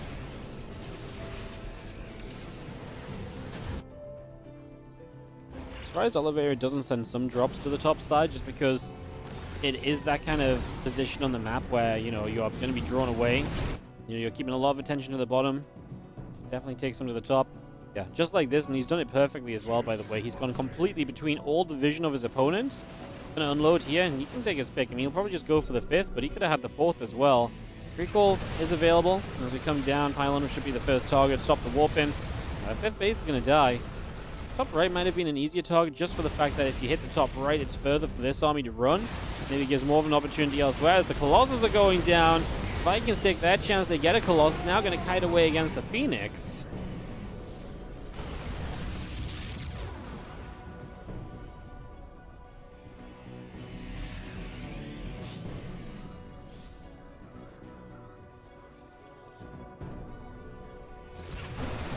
Hamzal goes down. Pylon is going to fall. That's going to depower things here. Now we're just going to jump onto the Nexus, and it looks as though this Nexus is deaded. So that is going to die. Oh, we're just going to give up the units, fly the medevacs away, and just leave the units to fight. Interesting stance. I thought he could have maybe made a lift and attempted to get away, but I guess the Phoenix would hunt anyway. Oliveira knocking 2 bases of DNS down in pretty quick succession, as he is DNS on the way to carriers. Oliveira will have to have a response to those carriers at some point. He's now taking that the bottom side of the map base that the DNS would typically have. So he's really setting up over here. He wants to make sure he's got stacked defense. He needs missile turrets. He needs positions that can hold on against the incoming carriers, or to help out against the incoming carriers, as those libs are going to siege up. They're not going to get much support, though, because the Bio Army had to step away from the Disruptor shots. They do pretty darn well. Most of the Stalkers going down. Well, the carriers are definitely scary, but I'm not sure if they're scary enough to really put a hindrance on this army of Oliveira, which is looking extremely confident right now. Another Widowmine gets burrowed. He's going to connect. That's going to blow up the Phoenix. So that air support is going down as well. Liberators are sieging. There's not really much anti-air. If the carriers focus the Liberators, that's a win for the Terran as well, because they could really do with the carriers hitting something that isn't the bio. Let the bio continue to overrun here. This Disruptor shot will land short, gets a Widow Mine, but that's about all. Turn around again, the Liberator setting up. A couple of Vikings trying to put some damage in. Battery healing, doing what it can. That Disruptor does land, and a few of the Marauders going down as they're already hurting. With an EMP or two coming out, we continue to try and go back and forth. Widow Mine's helping. Oliveira might need a moment to properly stop and reinforce this, but I mean, DNS is getting 3 more carriers. Oliveira actually needs a serious amount of Vikings soon. He needs some proper anti-air, otherwise the carriers are going to be an extreme struggle to play against. Interesting too, because very soon Oliveira, he's going to start taking the top of the map. He needs to make sure to kind of maybe clear out some of those pylons and gateways, because so far he's not had to worry about his opponent playing the top side of the map for a while, but that will become a possibility again here. We get the pylon, we're going to get the Nexus again. The army is coming over, but I do not think it's in time. We stim again. Maybe can we save the ghosts? We're going to save pretty much everything as we lift up and back out of there. Nice denial once again. 5th base denied. And now you also have the chance to, load up and drop into the main as well. Production can be at stake here. The position you're in just naturally leads you to hit the production of your opponent, so that should be one of the benefits. I'd be surprised if Oliveira did not take advantage of it. But it's definitely something that just benefits from the position he's set up in over the course of this game. And playing through that bottom side has definitely had an idea about how to play this kind of a position throughout these last 15 minutes. That's why I love El Dorado. Because this is actually the first time we've really seen Terran play this aggressively through the bottom in a TVP, but it's the exact kind of thing you can do. This Ghost looking to nuke, looking to land. Probes, they do realize what's up. They pull away. The nuke will land, but that's about it. Vikings trying to come forward. As you're going to see the Disruptor shot lands on a Widow Mine. The rest of the bio are going to step across. Another Disruptor gets a couple of Marines. Disruptor still coming over. As Oliveira gets more of those Disruptors trying to come up the ramp here. I mean, nice job by Oliveira just slow poking his way into this position. Disruptors, Stalkers, Carriers pulling back a little bit. Just expanding top left next to the proxy gateway, by the way, just to really show you where this game is at right now. I don't think there's anything getting rid of these Liberators. They are just holding their ground and really zoning the ground army away. As, the Viking count is not amazing, but it's absolutely good enough to work through the skies and to take GG's. Oliveira 2, DNS 1. I'm very glad we jumped into this matchup, guys. There was a little bit of debate of what we should cast. I definitely think we caught the best matchup in the end, because that is going to be that. Beyond beat Lemon 2-1. He'll play Gumiho Ordinary. Shin and Spirit playing on the bottom side already as well. And then we're actually waiting for Showtime and Goblin to be here. So that's still in. Oh no, they've just come out of game, so maybe we have a Showtime Goblin result. It's just not on the bracket, maybe. Let me ask. Yeah, perfect. Showtime 2, so actually perfectly set up to go Showtime versus Oliveira up next. So Showtime Oliveira are going to be up next. We'll get into that TVP in just a few here as we move into the round of 8 qualifying matchup. See you guys in a moment. We'll be back with more StarCraft 2 after this.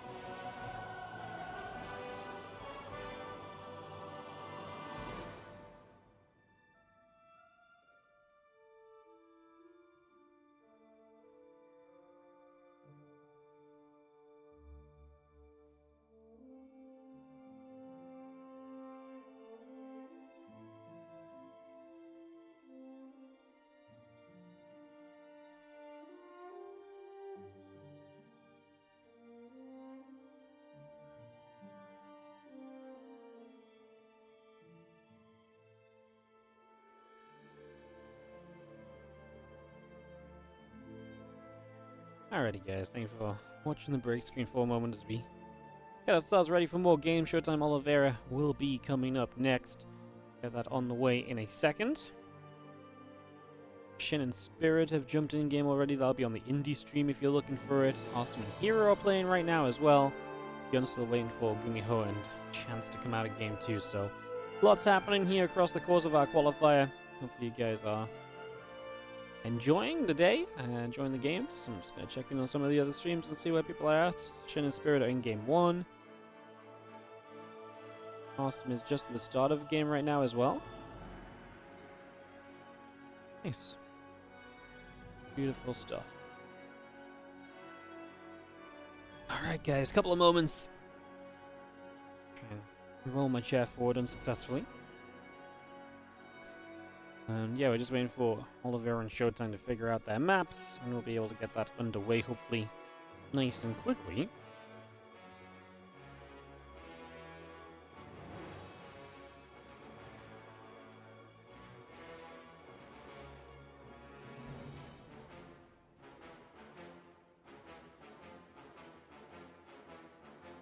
Gonna go to ley lines. Alright, ley lines to open up this series. Get this underway in a moment. Showtime Oliveira. Great matchup. We enjoyed this when it was in the WardiTV PTR playoffs not so long ago. A little while back. As Oliveira asked Showtime if he is ready, and if he is, we can go into this quarterfinal match. This is a qualifying round, so if you win this, you're guaranteed to play in the WardiTV November event. There is prize money for top 2 today if they want to play the semifinals as well. That will be an option for them. Very likely we just come out of this quarterfinal and go straight into the semis, because HARSTEM and Hero have been playing for a little while already, so that semifinal should be ready nice and quick as we get going right here. Let's do it. This is a great matchup. It really is. Is in the top right, a former world champion of StarCraft 2, Oliveira, takes on a very strong right now Blue Protoss. In the bottom left, it is Showtime. And he is really strong right now. He's really been impressive when we've seen him play. Yeah, he played in that first PTR tournament, looked fantastic, got to the finals against Clam. Unfortunately, that was about it, but yeah, it was a lot of fun watching him there. I kind of missed him last week. Not having him in the PTR tournament last week was kind of sad, but we had enough Protoss players anyway. He dispatched a Goblin in the round of 16, so Gobbo not quite finding the God run as he did in the WardiTV PTR event the other day in the groups. But we'll hopefully see him again tomorrow in another qualifier.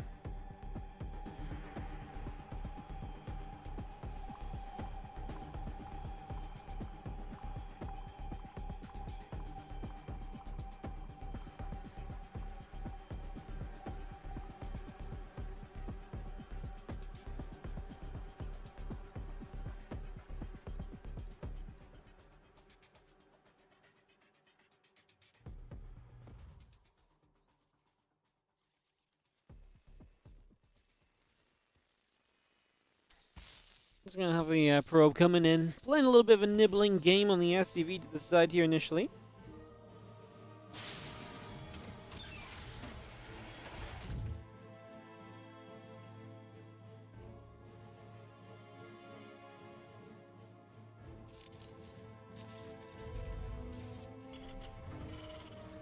Gonna fire a couple of shots up. Probe is gonna get drilled away, and for the moment at least, that will seemingly be that.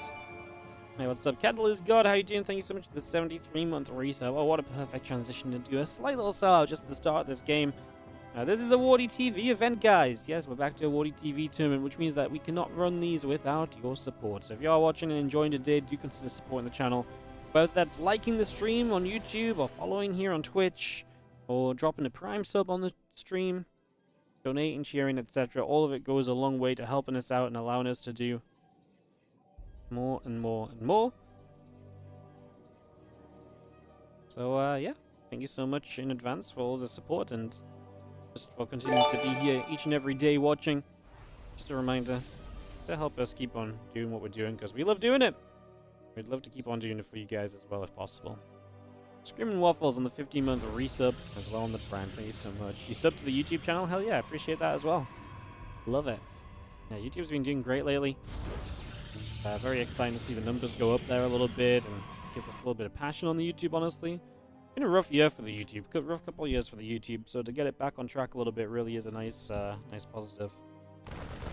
The Marine's going to hit that hallucination, it's going to get chased away to the top. Fire Council, Gateway, Probe, Stalker, Warp Gate all coming through, and a couple of Reapers and a Hellion coming out, and a Widowmine on the way in from Oliveira as well.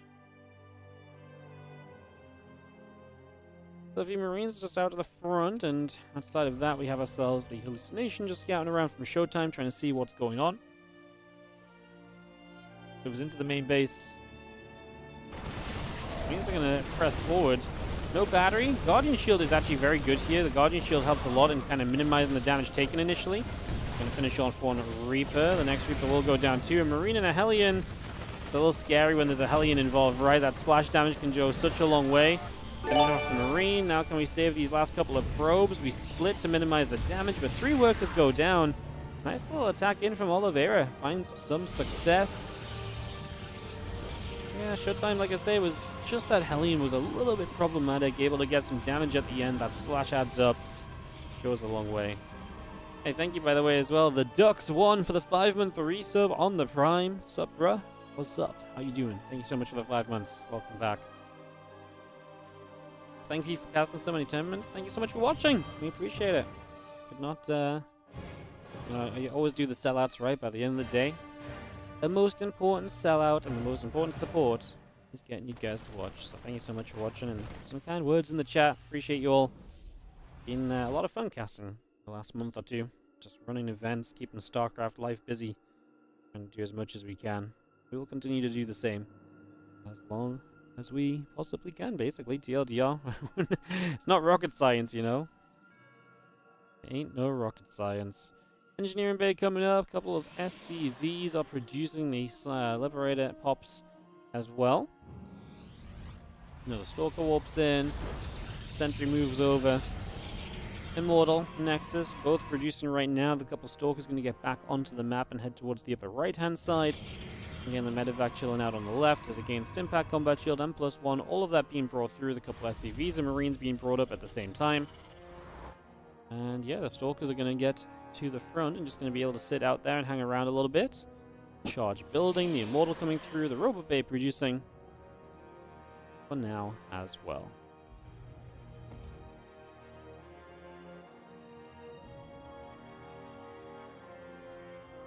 Stimpak, Combat Shield, and +1 all on the way up. Just going to see a couple more SCVs in production as well. A few Stalkers in the front. The medevac and a couple of Widowmines going to sit on the left-hand side as well. We do get a couple of probes with the Liberator from afar, so Oliveira able to find some initial damage there. Get a few shots off. Going to siege up in the bottom. Just get itself settled. A few more moments. Final result on the bottom of the bracket, by the way, Gumiho did advance through, so he's playing against Bjorn. So that's our full round of 8 fully set in the tournament now. Gumiho, Bjorn, Shin vs. Spirit, Showtime vs. Oliveira, and Hero vs. HARSTEM. Just keeping you guys up to date on where the qualifier is at. Those are all qualifying matches. The winner of each of those will be guaranteed to play the $2,500 WardiTV November event starting this Sunday with Group A. Stalkers trading, Marine Marauder taking a couple of clips as we are going to be chasing down now. These Stalkers are going to come and get pushed back. We're actually going to lose one of them. Stimpak about to finish to this timing window where the Terran is really hitting its stride. Let's see what we can do. As we do have a Widowmine drop into the main.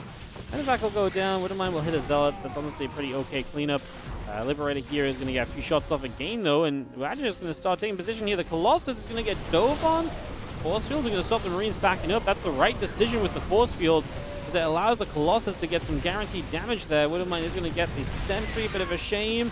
Next Widowmine hits the Colossus. That's dangerous. A tank shot as well. Battery gets the energy overcharge to give it a little bit more time to heal up here. I think this is going to be a pushback from Showtime. There was just a couple of moments that went a little bit messier than it maybe needed to. I mean, Oliveira is also doing a great job of escaping on low HP. That's very important because that's a group of units that could have gone down very easily, and that would have been a big difference in the supplies. Now they get to go home and heal. Good preservation of units there. Yeah, so what went wrong for Showtime? I think the couple Widowmines, he stepped into those. Those were bad damage. The Colossus nearly dies because of it. I think there was also just, initially the harass was a little bit funky. I just think Showtime, if you play that fight the second time around, I actually think he does even better than he did that time. I think he has an even better response and even better bit of control. to handle the whole thing. So, yeah, I do think it comes out even better if you play it again, but it's very difficult to obviously do that. It's not quite how StarCraft works.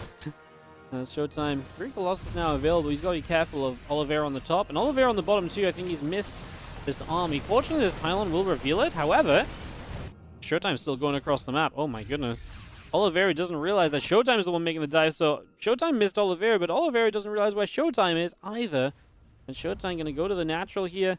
This Marauder's maybe going to spot it. Oliveira's beginning to head home. Showtime will have some time to start dealing damage.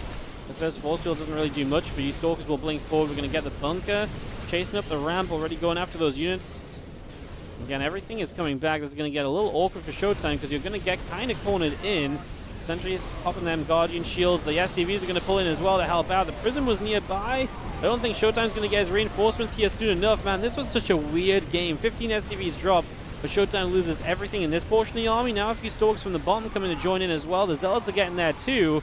I think Showtime needs to get the hell away and build up some army. His advantage right now is the fact that he's done a bunch of economic damage.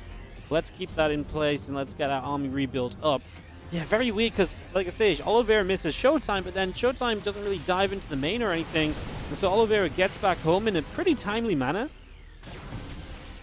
Very crazy couple of moments there as we will see the Zealots starting to go into the mineral line. Another force field gets dropped. A few more Stalkers warping in on the Prism. Zealots will come through as the Medivacs, Marines, and Marauders still coming up. Another couple of Zealots still going down. That Widowmine falls as well. Zealots going to charge through. The Bio Army just going to get jumped on. The Viking will go down. Medivacs going to take a few more shots as we warp in Zealots. Once again going to run those forward. Showtime is just trying to win this game right here and now, but he's going to end up saying GG. That's actually kind of crazy. He had no upgrades or anything, so I think Showtime feels as though he's completely all in and he must win right now, but I don't... Would it have been so bad if he backed off? Lack of upgrades kind of sucks, but I actually don't know if it would have been that terrible if he just backed off and gave it a moment. That reminds me a little bit of the Showtime that we saw during the Home Story Cup finals, where it felt as though there was a couple times where it's like, yes, I must attack Gumiho right now. And it was just like, no, what if we just don't attack Gumiho right now? You know, what if we don't do that? It's like, he's like, no, there's no option but doing that. I'm just like, man, he gets committed to these attacks and he will just send them from there. And I don't disagree. He's committed to it. There's no upgrades in the future for him or anything, right? But still a little crazy to see it just be that heavily committed.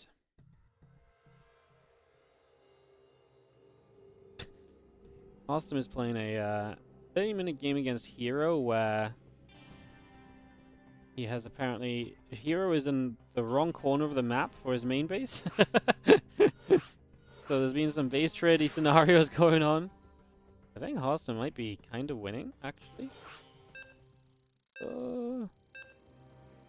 That's a very close game. Save the Immortal. Wow, HARSTEM microed. Holy shit. Oh no, the Prism, no! No! No! Oh, so close. So close. But Hero gets it. Damn. HARSTEM and Hero playing a hell of a series apparently. Alright, let's get back into this one as the game loads up. Let's get going. In the bottom left-hand corner, taking the first game is going to be Oliveira, a Red Terran. It is him in the bottom left of Eldorado. Meanwhile, in the bottom right, our blue Protoss is going to be Showtime.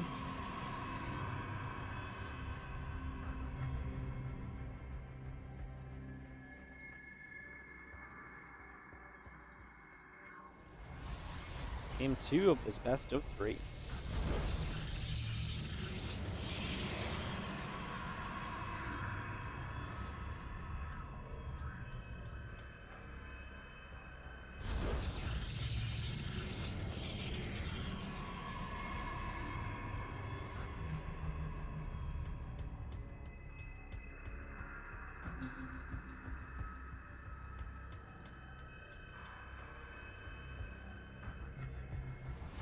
Yeah, fun game.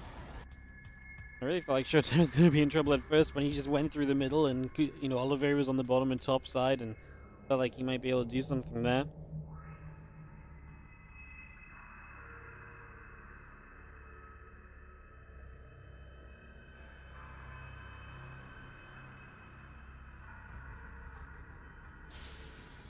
Probe moves up, SCV gets there, forcing that probe to turn back around. So just going to push that back in the other direction for a couple of moments. Turn that away. Probe and the SCV will nibble up against one another.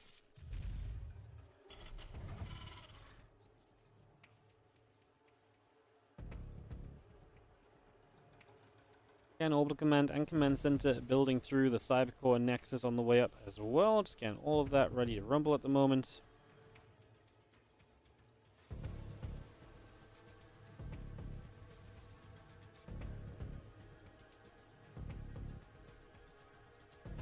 Okay, we'll begin to build.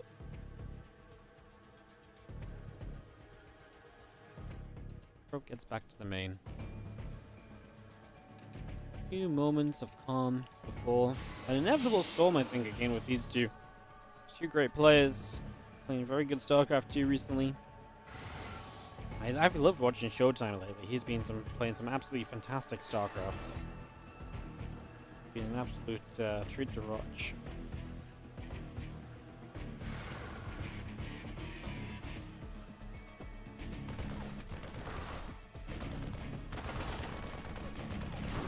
That gets over here. That's going to be an SCV and a Marine going down. It's not exactly a fun start.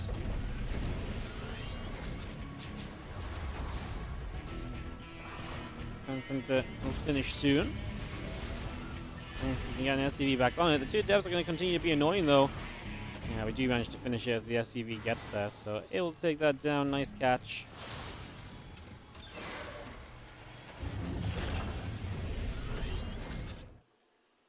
That blink is down. Warp gate about to complete. Get this underway here as the couple of depths will continue to sit tight. Again, moving back and forth. The blink coming through. Robo facility on the way. Depths go shading up into toward the main base there as the couple of SCVs get back to business. Another depot drops down. Orbital Command just going to relocate ever so slightly. And the two depths are going to back away as well.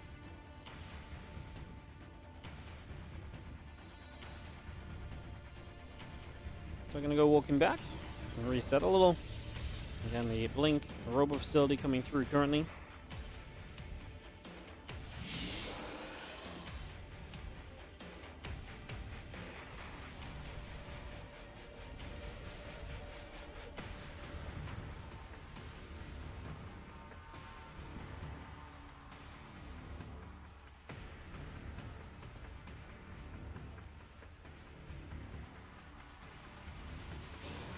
And he comes across a depth and continue to chase.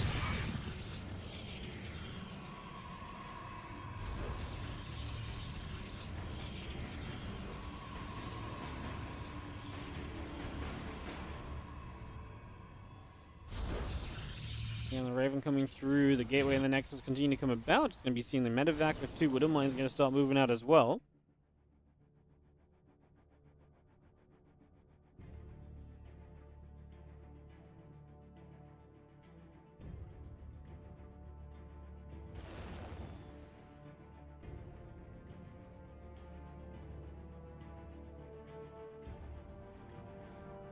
And then medevac, couple Widow Mines going to head to the top right.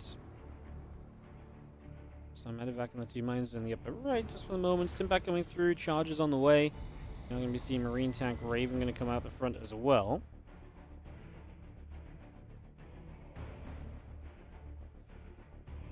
Stalker's going to shoot, Raven going to take some damage. Go back and forth, and Marine goes down, second Marine. Good damage being dealt for the moment. Siege Tank will take a few more hits also. Showtime just going to try and slow this down as the Widow Mine drop is looking to get ready to come back in. The probes get back to mining there. Showtime handling this on two fronts pretty decently for now.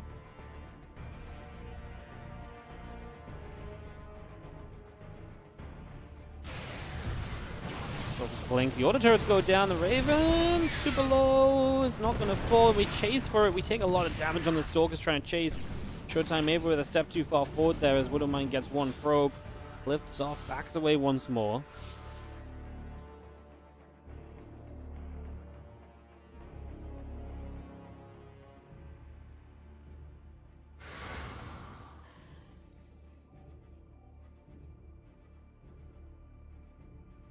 Charge is still on the way. The Colossus building. Combat shield is going to start from Oliveira as well. Bio tank moving through the front, Clement Center coming online, and the SCVs opening up the bottom side of the map where we saw how Oliveira played this against DNS. Looks like he's going to play the bottom side of the map here against Showtime as well. But actually love to see that and see what Showtime's response is to the Terran being so aggressively placed around the bottom of the map. A fun little situation that's going to build up there as +1 combat shield coming through. And Widowmine's burrow, a couple of probes are going to get targeted, bang bang, and they get blown up. Colossus and a Stalker stepping through. The Siege Tank is going to fire back.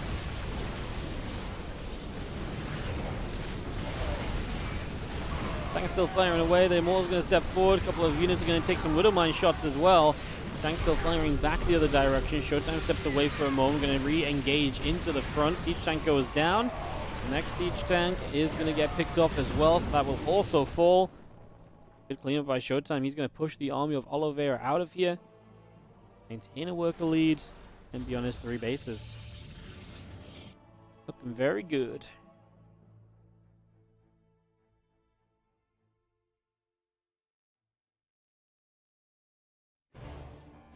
Well, Medivacs retreat back down to the bottom left. So Oliveira just taking home whatever he can on the back of that. Medivacs will have reinforcements joining them. Looks like Oliveira is not done with attacking as Showtime takes the forward base here. So interestingly, he takes the forward base now rather than going to the top corner at first. I think this base is kind of nice to defend. This base you got to go right up here sometimes, and that's really far away from your main. It's not going to matter right now as the base gets cancelled. Oliveira trying to jump on the Colossus. What a force field helps to keep those Colossus safe. The Widowmine just going to burrow up. A few more Marines still gathering. +1, Colossus, pylons all coming through.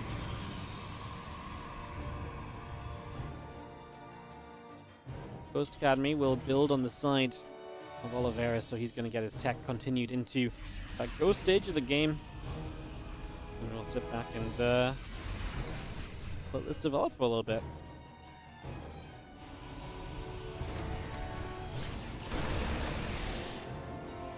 Marines go down again, +1 attack and +1 armor are building up as well, so we continue through with that.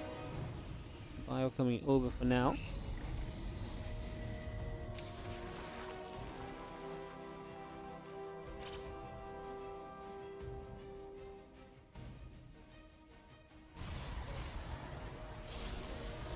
Battery just to do a little bit of healing up there. Again, Ghost and Viking still producing. The army of Oliveira gathers once more. So we see the Zealots are going to come through and a couple of those SCVs begin to go down.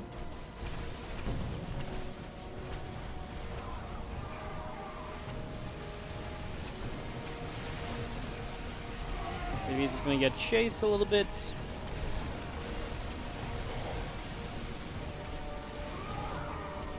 going to be a cleanup.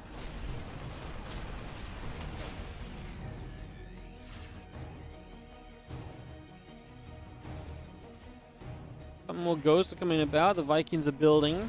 And we are going to get rid of a Widowmine in the front there as well. Just going to take that out. A couple hallucinations are going to go moving forward.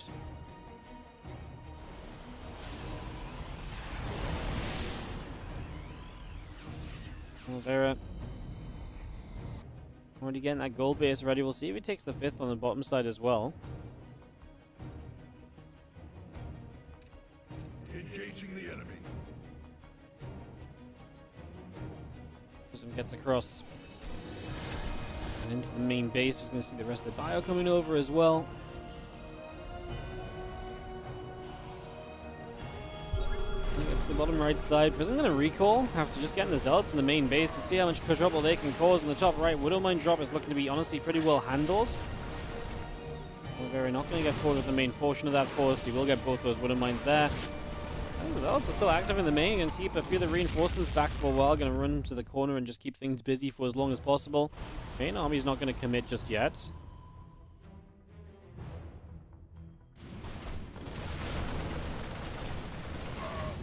Now the +2 attack finishes. That's going to give you an upgrade advantage here in Showtime. So that's actually a big deal. Maybe the upgrades can help Showtime a bit. Also on his way to those disruptors. A lot of tools to help him in this scenario as the bio comes through. A couple more shots being fired. 3-2 upgrades on the way. The disruptor still producing also.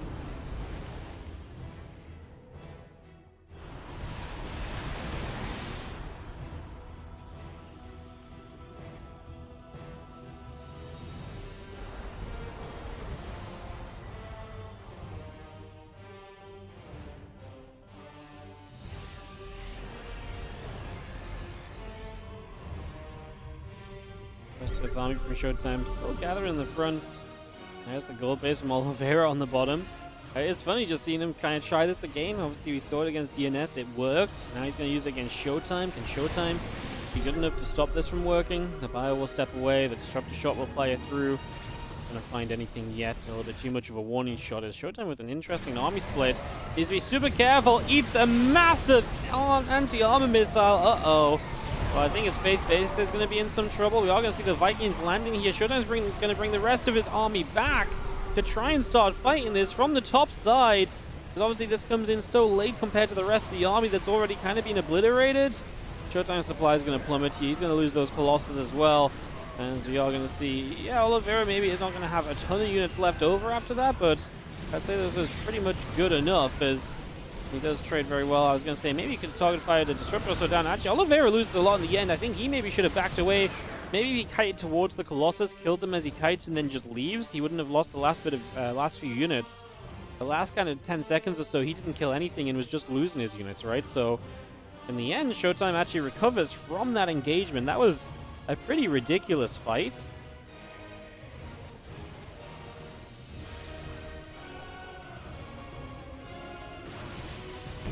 A step forward. 2-2 about to finish from Oliveira. That last fight was down on upgrades, which is potentially impactful as well when you consider that, you know, some of the time there he was just stood fighting for maybe longer than expected.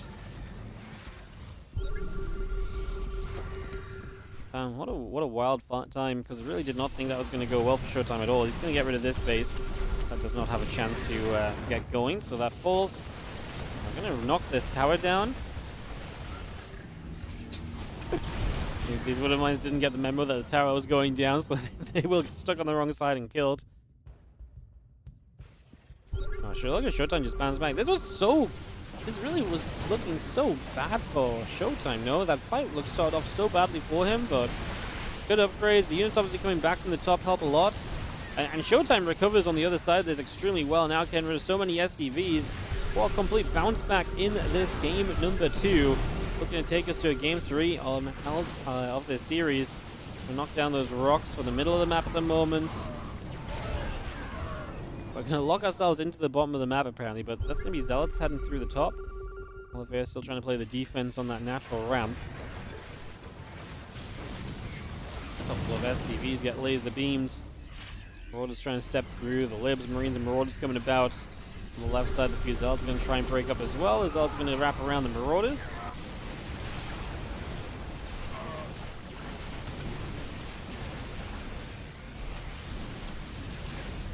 On moving in. 5 more Zealots warping, and Oliveira knows he does not have enough to hold off this attack. GG's, and we get to go to a game 3 between Oliveira and Showtime. Did not think that was going to happen with the way it all started out, but we are going to get there. So game 3 coming through. I'll get that ready to go. Hero did beat HARSTEM in the end, and he will play the winner of this series. Shin and Spirit, Beyond and Gumiho, both still underway. I can check on the Spirit Shin score by Indie Streams. That's 1-1, so Shin and Spirit are 1-1 in their matchup. Currently playing Amygdala to decide who will qualify and who will get through to the semis today. Obviously qualify, top 4 qualify. You can play out the rest of it for some prize money if you wish. If players don't want to play, they can forfeit and just basically gift money to their opponent in the semifinals. That's fine. Alright, game 3 coming up in a moment.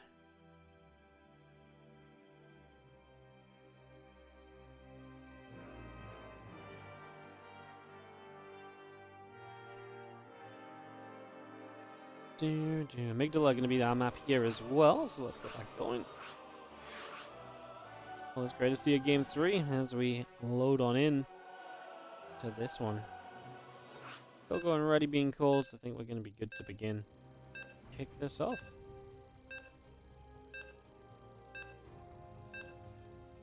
Get this started up.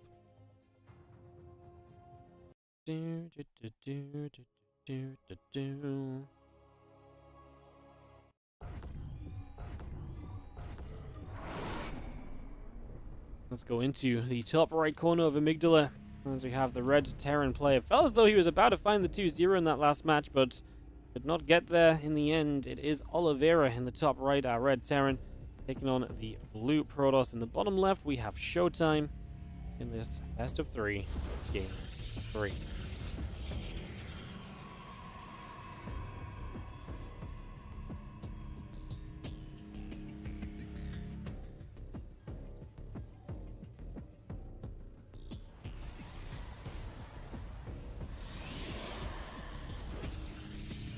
Game 3, let's go.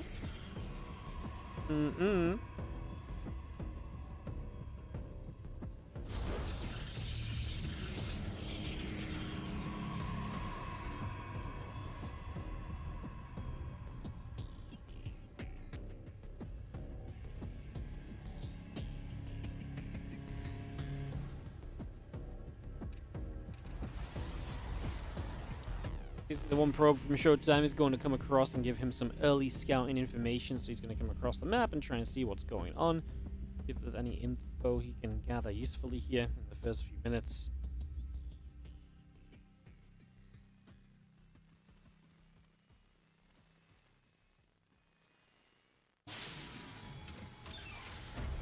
Forward command will begin to morph in. The Reaper in production. Again, Cybercore coming through on the side of Showtime. The Nexus now building on the natural of Showtime as well, so we got that Nexus started up. The probe continues to move about. Getting settled here for a few moments.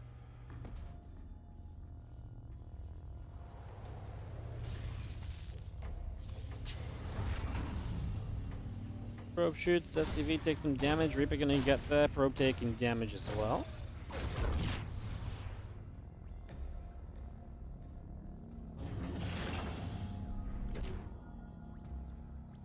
Actually about to be done. The reactor building on the barracks, so just gonna have the Reaper coming around the top side. Running away for the moment.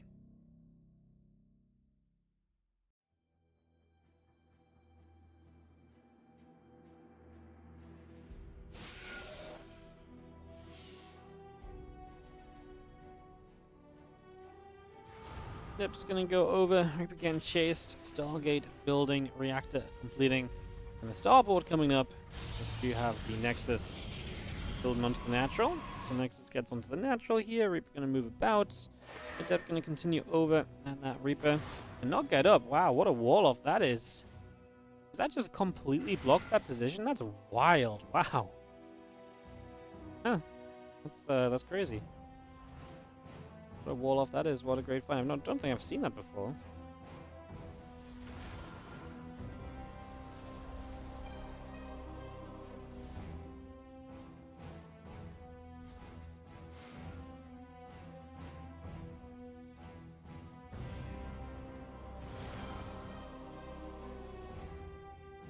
It returns back around, the medevac and the Marines coming back through.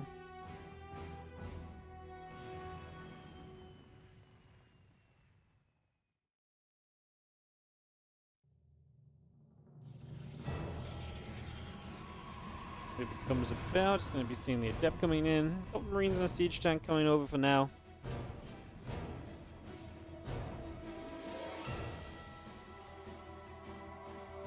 Continues to move over, and again, siege tank Marines are building. Liberator as well, potentially very aggressive. Marine tank lib push would be a big deal.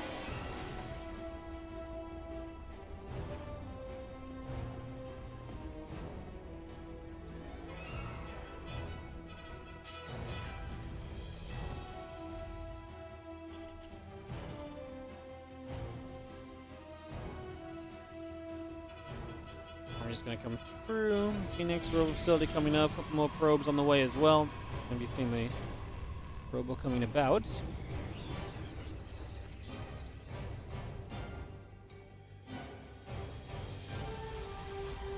Again, lip in the tank. Couple Marines on the way. The Bioforce is going to come down to the bottom. So here we go with this push and see what can happen.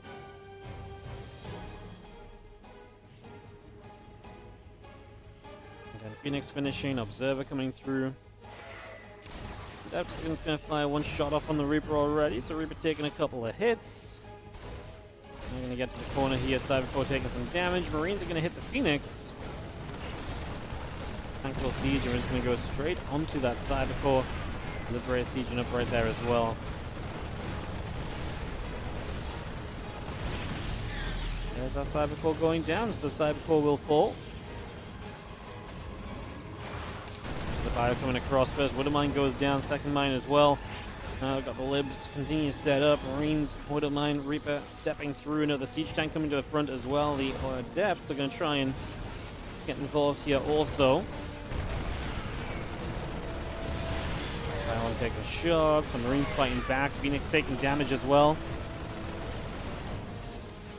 Marines continue to get active. A couple more Vikings in the front as the Marines will step forward once again. Phoenix really do keep on taking a bit of a beating right now. The Marines get forward one more time as the tanks are going to fire up onto the Zealot Adept. And the position in the siege here may just be a little bit too much. Pylon goes down. Colossus is now being halted in production. Breaking out of this is getting tougher and tougher, it feels like. Phoenix will come around the back, lift the tank. Decides just to shoot the Liberator instead. Probably the better choice. Doesn't get the medevac. Vikings we want to be scared of, and rightfully so, as we try to get this Colossus out. One of the batteries goes down. There's two batteries full of energy top side. They're just not near anything to actually heal up. The Showtime pops the Colossus and engages with the Phoenix in that moment. I think this could be good. He's going to get the Liberator as well, so the Phoenix doing that roll. One Widow Mine could be a frustration for the Phoenix. Going to actually use this Widow Mine to go in. We're going to lift up the Widow Mine, the tanks now as well. A couple Vikings in the sky. I think this is going to be Showtime breaking out eventually. Took a little while, but here we are. Everything is going to drop, but actually, talk about dropping. We're dropping these tanks back down. They get a few more shots up as well. Phoenix are going to be there. It's a complete hold from Showtime. What a defense that is made right there. That tank should just drop down. It will die instantly. Wow. What a hold from Showtime. Patience. Waiting. Buying time, using the Phoenix as he could, and eventually gets the engagement to break out of his natural. Takes the third base immediately. And Showtime, 42 to 19 army supply.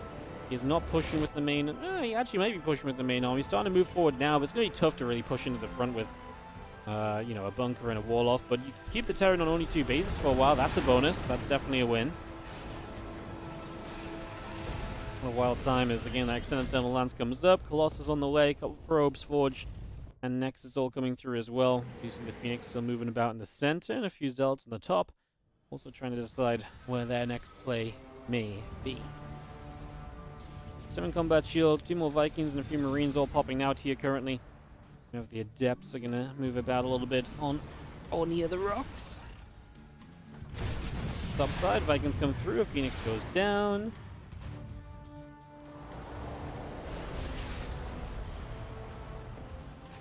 We get the third in position then, so Oliveira will start to play a bit of recovery. Showtime could do with a few more probes. Obviously his third delayed, just now completing, so time to get that saturated immediately.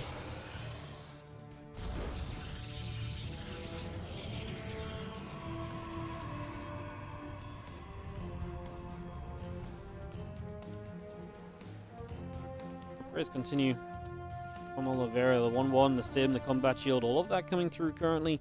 If he can get to those upgrades, obviously his game becomes better, and he will get to those upgrades. Like I say, Showtime, the big downfall for him is that third base of his was just a little bit late here. And now his upgrades are going to trail a little bit too, so there's actually going to be a fairly playable scenario, I guess, from Oliveira. It's going to look a lot better than we maybe initially thought it would.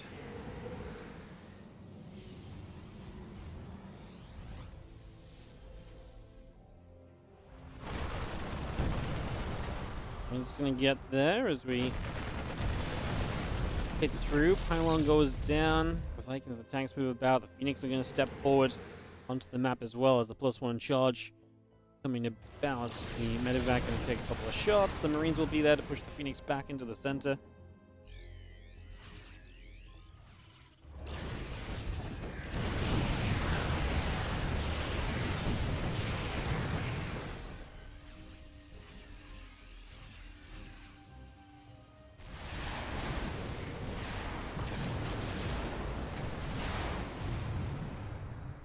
Kind of rough for Showtime, losing those Phoenix fairly freely.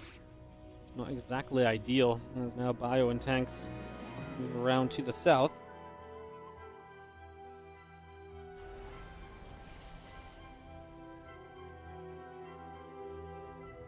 It's a big push around the bottom. Again, Disruptor, +2 attack. Nexus, probes, batteries, all coming up here. We will scan in toward this location. It feels like after the defense, Showtime kind of fizzled. I mean, like I say, there's a couple things he was behind in, and I actually think he maybe could have been better if he'd just gone immediately across the map. Let's see what happens here as he lifts the tanks up to try and allow the engagement. Just lose one of the Colossus right in the back there, felt as though he maybe had done enough to kind of save that. He's actually going to hold this off, isn't he? He's going to get through. The problem for Oliveira is his army's pretty low tech in terms of he just hasn't had really the tools to fight Colossus. That tank finally goes down. He did kill another Colossus there. I was sad because they was trying to pull away, and I don't think that tank was really meant to fire on it, but Oliveira found the shot, and the Colossus fell. Most importantly, though, Showtime is going to hold on. He is going to defend on this position. He is going to be looking okay for now. So yeah, Showtime defends again. I guess, again, Oliveira, his supply really was, like I say, on the lower tier of things. Just wasn't quite set up to really deal with Colossus, so 3 of them whacking away is definitely going to find efficiency. So that's definitely a big part of what went down over those last few moments.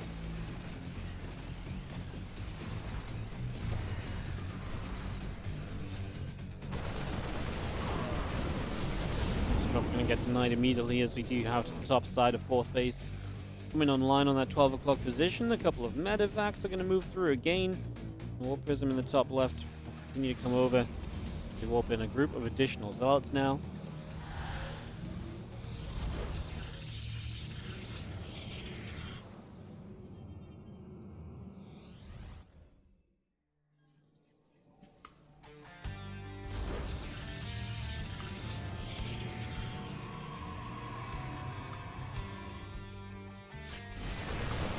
Around the right side. Just going to get a Zealot as we go.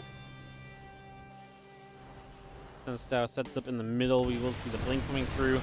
+3 attack, +1 armor. Prism speed coming online. And again, the blink is about to finish out. Dark Shrine coming up as well. So getting that Dark Shrine in production as the Bio will step in and the pylon will drop.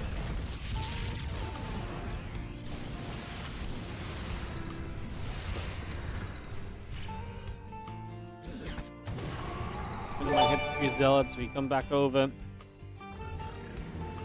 Shot is good to take the Widow Mine out. That will fall. Island in the middle of the map will take some damage as well. The Zealot comes through, the Marine gets picked off.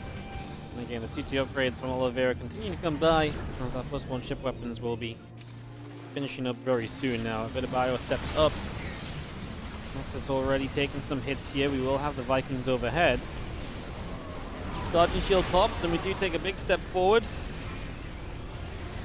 Across the army coming through, Bio stepping forward as well. Showtime has to take a second as his supply is actually pretty low. Needs to be very careful. As we do have Oliveira kind of stimming in with a low HP army. Hits the triple ghost on the Disruptor there. Good first Disruptor. Can we continue? Those Vikings landed will now melt.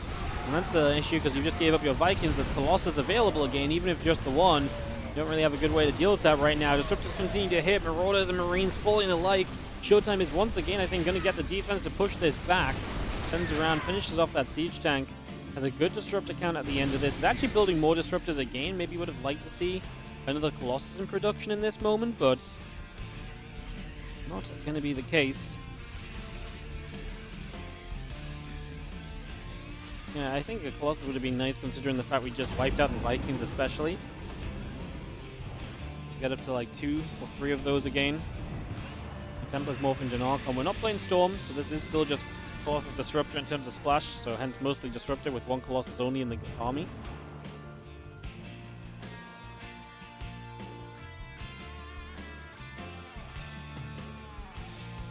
Okay, we'll establish a 5th base. Showtime was trying to do the same, but we'll have to cancel. Would it be really rough for him to take the gold? The fact that points out into the middle of the map is really bad for you. Oliveira scans it to check. Obviously now knowing his opponent's going to be down at bases. A big positive for him. This time he's going to show up. That's probably a cancel again, but this time the Protoss army is nearby to at least contest the opposing army. Doesn't have enough straight away though. And continue to chase away. 3 upgrades going through. Marauders coming up. Units from the top side trying to get back over here. We'll knock down the pylon. Another few Zealots starting to slip forward as well. Widow Mine shot lands on a few of those Zealots. Another Widow Mine setting up, blowing up the Zealots. Damage continues to be done. It doesn't look as though Showtime's going to have enough in the end, is it? Disruptors are trying to do their work, but That's not going to be too great. The nuke is going to launch into the sky, so it's going to be on its way. Where is the ghost? Wait, where is the ghost? Am I blind? Oh, it's right there. It's behind the tower. Showtime knew where the nuke was, so he backs away anyways, but I thought he was just going to kill the ghost. It was going to be all simple and stuff, but not quite the case. Either way, nuke lands. I guess it kills the assimilator. He was right there. Oliveira doing a lot right in that moment, and it looks as though he might have wrestled this game into his favor. Trying to get the prism. Stop, we warp in. It's going to see the few zealots and stalkers are going to hit the rocks on the gold. 3-3 done from Oliveira. Showtime missing a final armor upgrade on his army. Look at the production tab. All Oliveira in production. Showtime. What are we doing? Not much. Oliveira set up for the future with another nuke, but most importantly, advanced ballistics and +2 ship weapons. Showtime has nothing of that sort on the way for himself.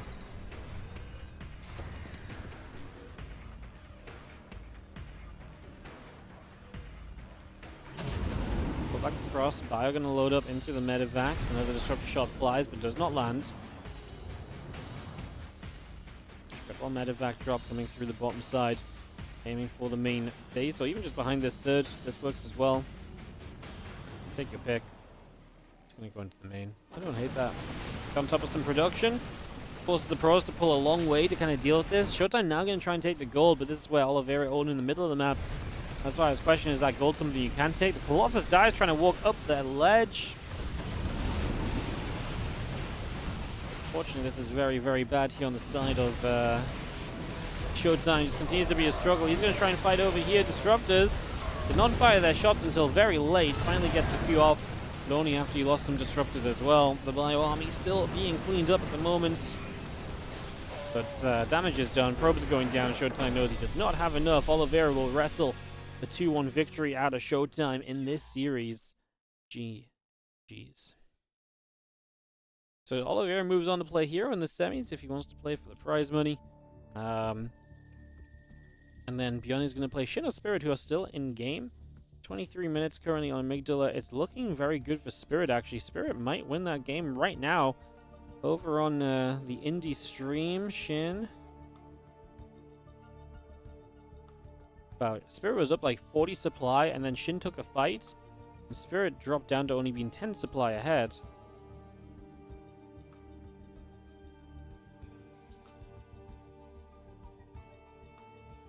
I just watched the most bizarre fight ever on the indie stream. That's absolutely bonkers.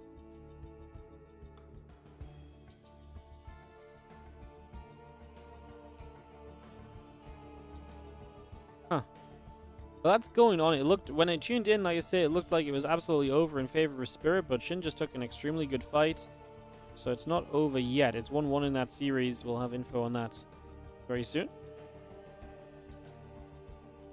We'll jump into Hero versus Oliveira in just a couple of moments, guys. Looks as though they are vetoing to play. We'll get that ready to party. I'll get that started up. Waiting for that. See if the Shin Spirit game ends. I think we'll probably, because semifinals are going to start pretty close together, we'll just let the semifinal start, guys. We'll just cast the semi and cast the final. We've already taken 2 hours to get here as well, so this lasts to be about 3 to 3.5 hours. That's generally what we want from these qualifiers. I think letting the other semi play lets us do that, so we'll probably let that happen. As we continue on.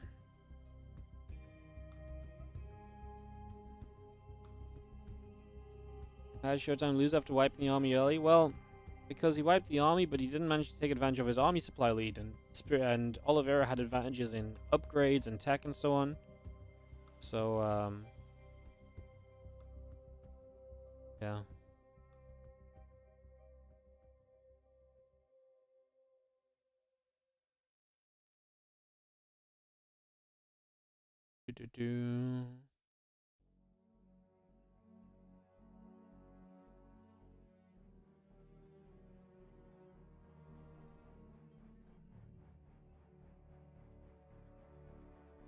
Amygdala going to be hosted for us here as we get into this TVP semi-final. I'm looking to see if Spirit can close out against Shin. Still looking good for Spirit, but it's not decided yet. So we'll keep you updated there. Here's going to be a moment, and then we'll get into this Hero Oliveira best of 3. And the finals will just be best of 3 today as well, guys. That's all coming up. That's what's happening. That is where we currently stand in today's qualifier. Hope you guys have been enjoying. Hope you guys have... It's actually been some really good games. The Oliveira games have been great. Those last couple of TVPs have been awesome.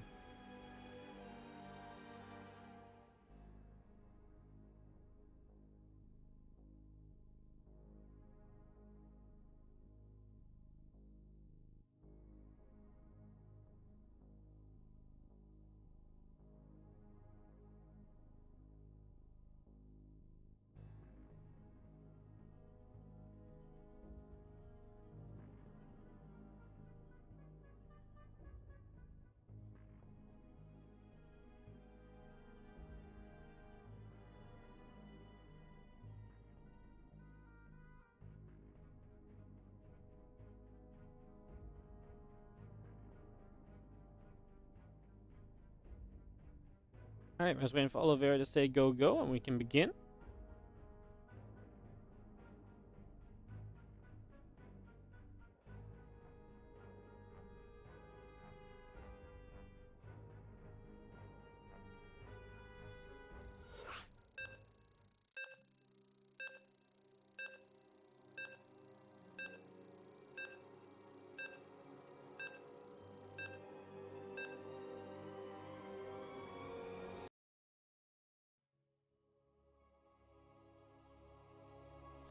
Let's get this underway, guys. So, it is going to be Oliveira Hero in our semi-final.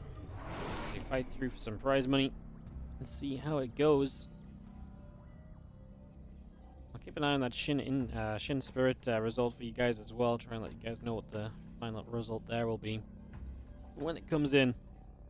As for now, though, in the bottom left, our red Protoss player is Hero.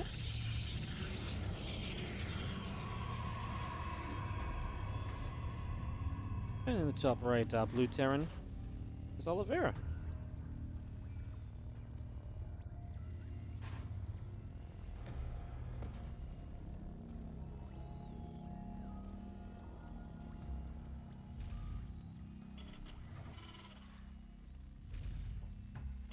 So, opening game. Seen a lot of Oliveira TVP. That's just going to be the continuation on this one as we get straight into this. Get started.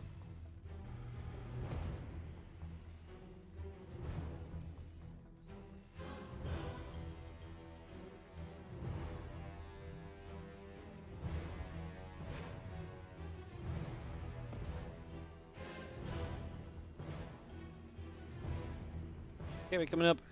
Barracks on the way. SCV producing.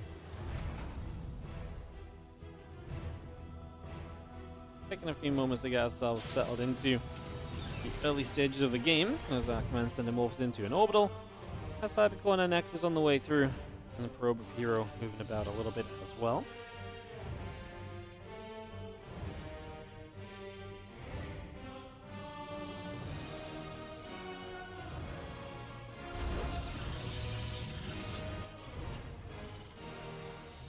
It's definitely not been easy for Oliveira. Yeah, I also saw him losing the Hero in the Lima League yesterday. I actually felt like Oliveira beat Hero in that Lima League series, but he kind of lost that first game to those Disruptors.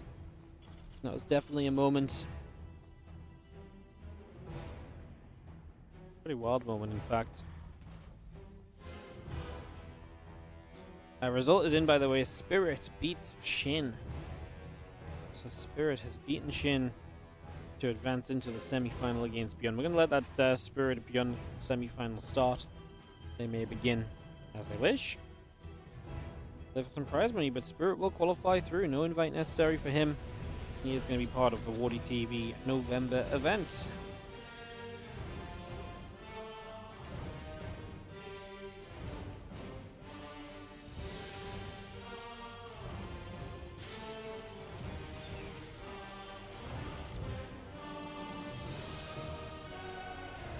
Probe facility coming through here, the Stalker on the way. Sorry, just gonna have to organize something on the other screen for a second, guys. Forgive me if I am a little distracted just while we fix up some of the oncoming matches.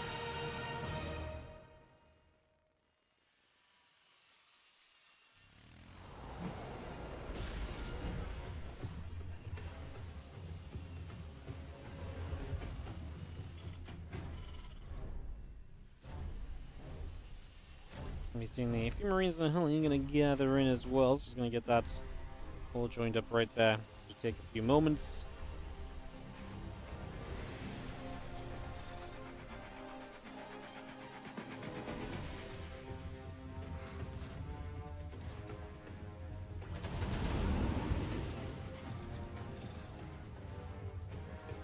Back loads up, and this group of units is going to come across the map. So it's going to be 7 Marines to try and get aggressive initially.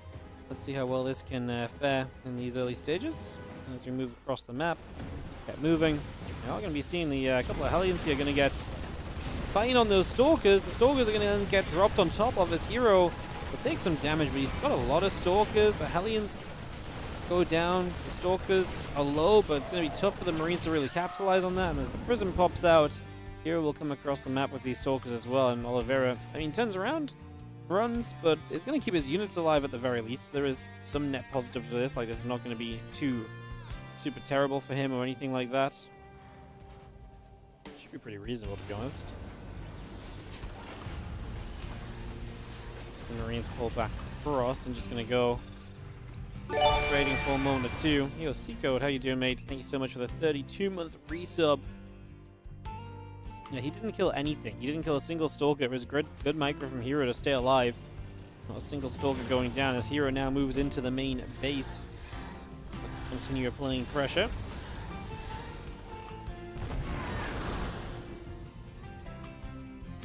Can't do much over there though. He gets turned around. We continue through.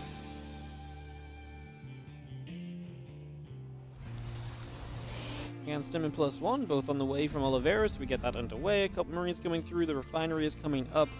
Reactor is also producing as we speak right now, so we get all of that on the go. Again, those couple sentries popping from Hero as the +1 on the charge coming up as well.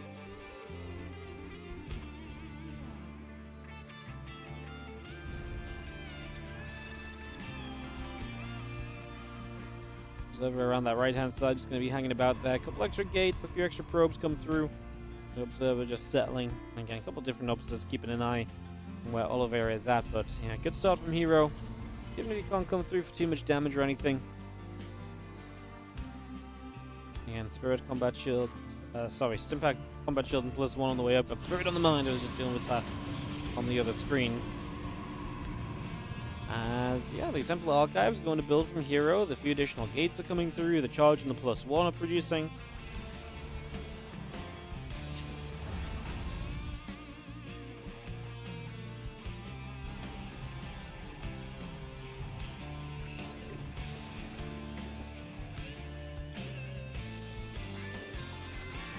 Hobbs is going to step away over to that right side. Again, we get the rest of the upgrades finishing. Medivacs and Marauders coming through. The army of Oliveira heading down to the bottom.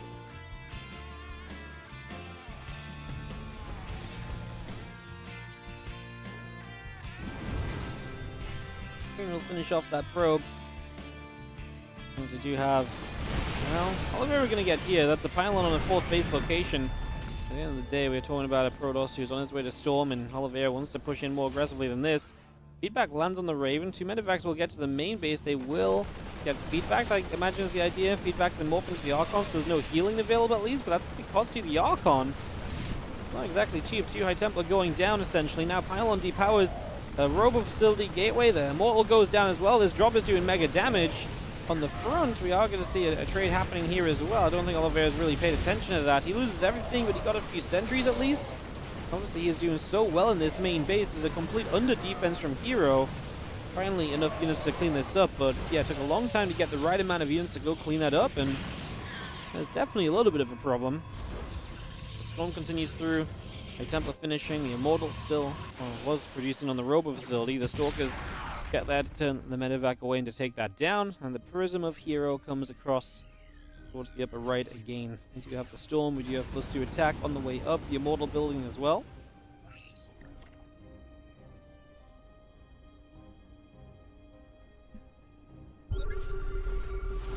That's going to go charge forward. The Prism warps in a few more Zealots as well as we get straight into this natural mineral line. A few of those SCVs begin to fall. I'm just going to knock the bunker down as we go also now as we step up onto this ramp at the same time across the map. Iowa's going to unload. Probes are going to be in trouble. Oh, that was a storm to obliterate those SCVs apparently. I'm going to have to go back and watch that again. As, man, Hero, he might have taken a lot of damage from that drop, but he did so well against the rest of the army. And now we're just going to base trade, but Hero in a great spot. I want to go watch the storm on this ramp. I feel like that was a very disgusting cleanup as we recall onto the natural. The recall does go off. Feedback to Medivacs. This army's going to get pretty much just cleaned up. That will more or less just do what we need it to.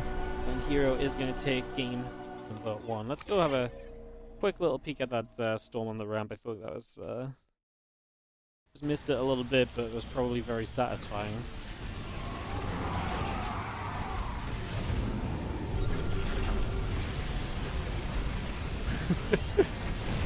Are you guys ready for this? Boom! Disgusting. Alright, game 2 coming up as Hero takes the first map just like that. And we'll go into game 2 in a couple of moments. Those SCVs were locked out and couldn't get anywhere. Alright, just grab our invite. Game 2.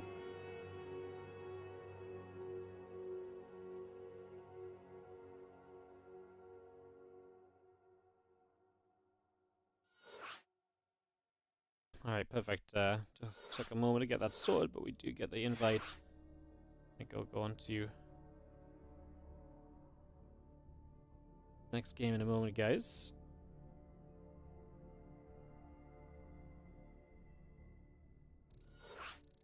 Minute of silence for those SCVs. Yeah, they got obliterated a little bit, unfortunately.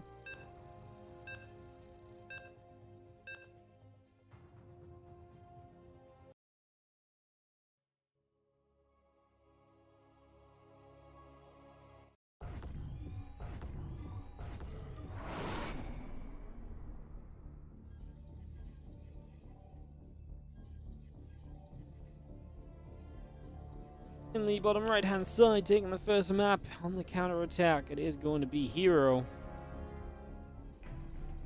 As we have in the top left, the blue Terran. Can he bounce back? It is Oliveira. Yeah, a few moments that definitely went well for him, but obviously a good few that did not go quite as great at the end of the day.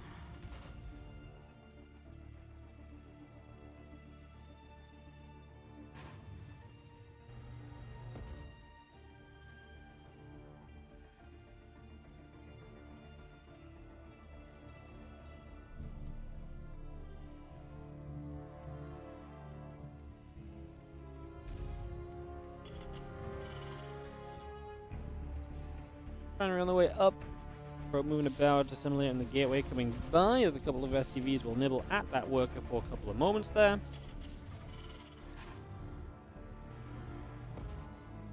Get some damage done as the SCV continues to chase the probe back out into the middle. Just for now, as it continues to go looping around.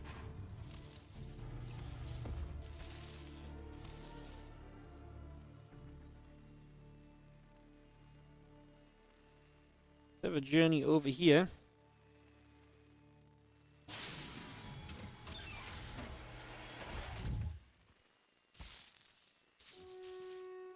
A couple of SCVs are going to nibble. That probe gets turned.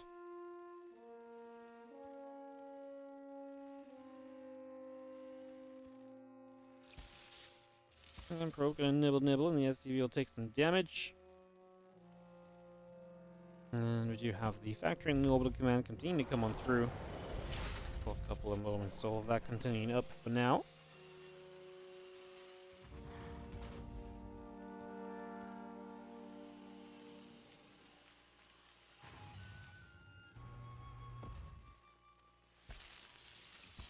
Probe is going to nibble. SCV takes some damage. A few more shots continue to come through currently. Damage being dealt as the factory continues to come back into place. The SCV gets back over, and the probe will keep on running and get out of there for a little while.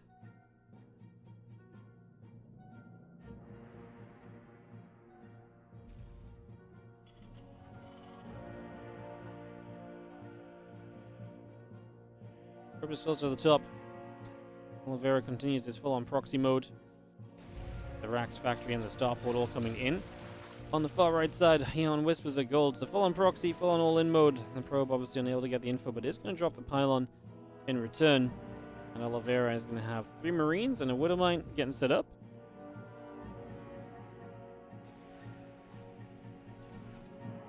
Siege producing medevac on the way.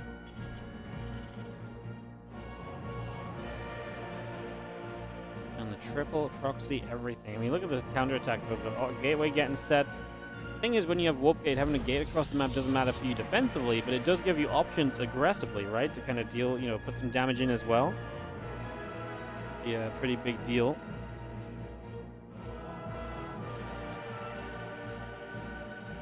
Something to watch for. As the medevac tries to step up, tries to see what we can do. Not a lot is the answer just yet. Medevac falls back the other way. The observer keeps moving.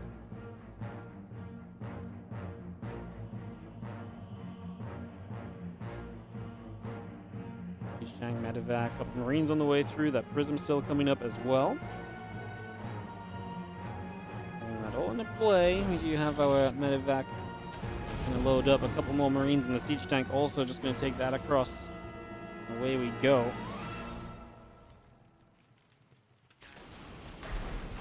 Having the Marines popping out. The prism is going to load up a few stalkers. They're going to come over as well. Going to try and intercept this as we go. The stalker's already breaking through on the other side. Oliveira's supply blocked. Siege tank is going to get very nearly grabbed as well. This is already going very well for Hero. Like I say, he's actually just going to kill the depots on the other side. Oliveira will remain supply blocked here, so Hero basically has no new units he has to worry about. A little bad to lose a stalker there. That was unnecessary. He actually loses 2 as the tank shot comes off as well, but I mean, this just feels so good for him. He's going to start killing the SCVs as Oliveira just fully sends it into the main base. Just do not see this really going the way of Oliveira. About to get an Immortal here. We're going to have the Prism to Micro as well. Stalkers across the map have done very well. They are going to die to the SCV surround, but Oliveira down to 13 SCVs only right now. That's a little awkward. The warp-in is on a slow warp-in pylon, not a fast warp-in pylon. A shame we didn't kill that tank. It's now super low. It would have been really nice to just get rid of it. As we try to step up a little further.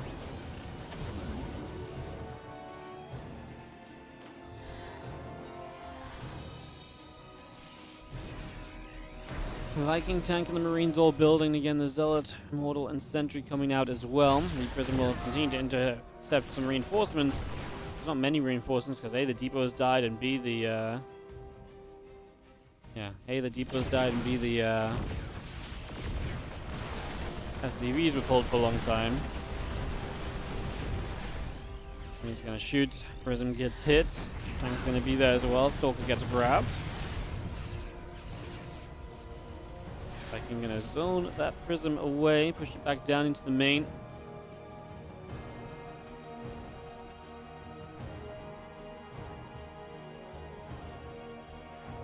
Good depth's gonna go shading up.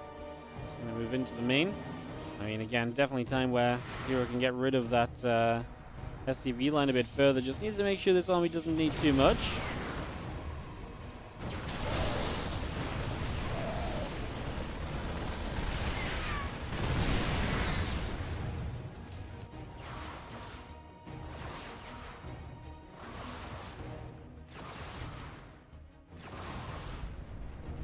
The devs continue through. Oliveira taking position, but it's so hard for him to actually break up this ramp and get into place, isn't it? It's going to be a continuous challenge as, again, tank, Marine, Immortal coming through. The army is going to have SCVs just pulled across the map here with it as well, as this is basically the last effort. It's still powerful for Oliveira. The Immortals dropping on the back, going to get rid of one tank. We really need these Immortals to hang tight. Saves one, does not save the others. A lot of Marines, but if we get rid of the siege tanks, the Stalkers can kite the Marines, but we lose the Prism as well. I think we just lost his hero. I do not think he kept enough alive.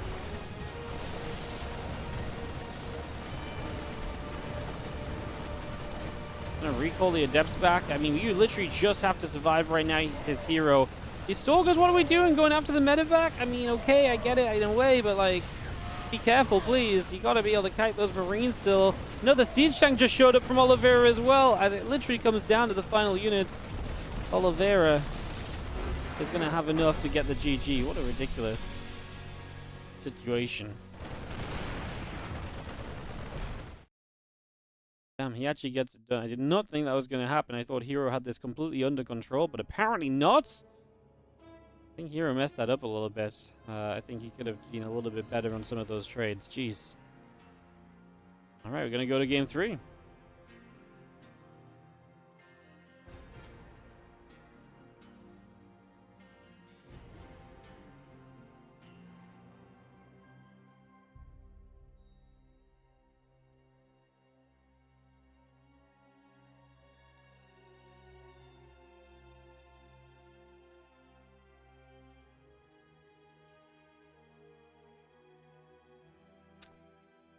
Did you manage to kill that one tank? Yeah, I really think that one tank would have made a massive difference if you just got rid of it. But even then, like, I feel like towards the end, like, maybe he could have recalled those adepts much sooner. If he has the adepts much sooner and they are able to take some of the tank shots, for example, that's way better than the Stalkers and the Immortals taking tank shots. So maybe recall those a little bit more quickly as well. That game 3 hosted here as they figure out the map. Meanwhile, Spirit and Beyond are playing the other semi-final guys. We'll keep you updated there.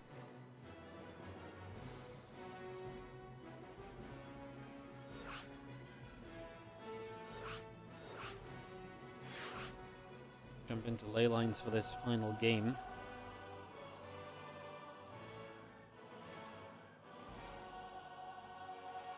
Yeah, I think he could. I think there was a lot of things Hero could have done differently, but that's the beauty of StarCraft. Sometimes you get caught up in the moment.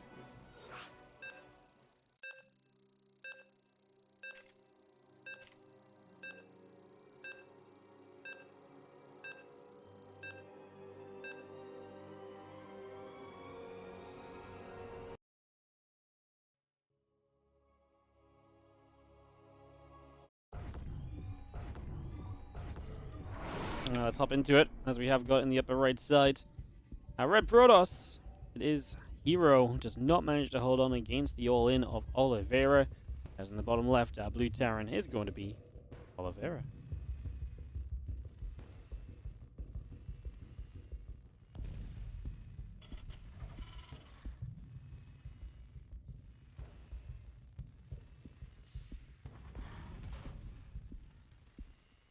Alright, game 3 as we settle in.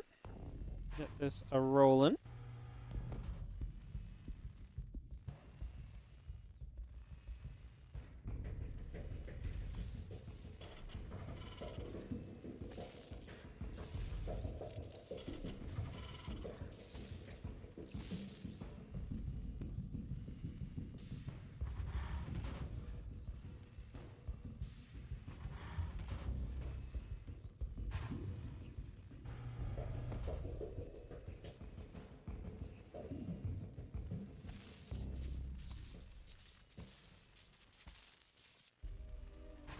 Probably nibbling a couple of SCV shots coming back the other direction.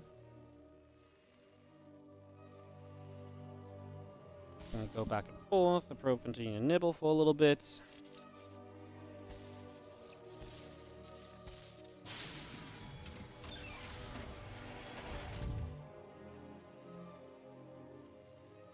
And we've seen our orbital coming through the cyber core coming online.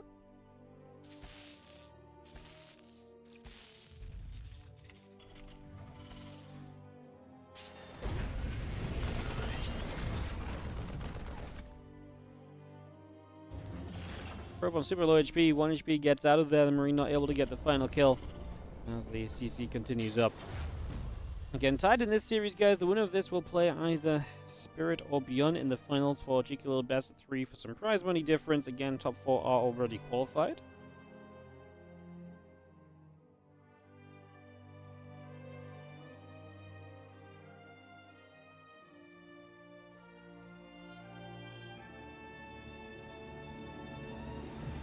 Probe coming across.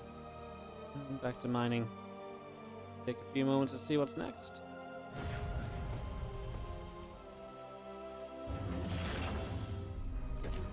Fuel mining, refinery finishes, factory will start up a Hellion. As you see the barracks finishing up the reactor, command center coming through. A couple of Marines will start up on the barracks, just going to pop those out in the next few moments.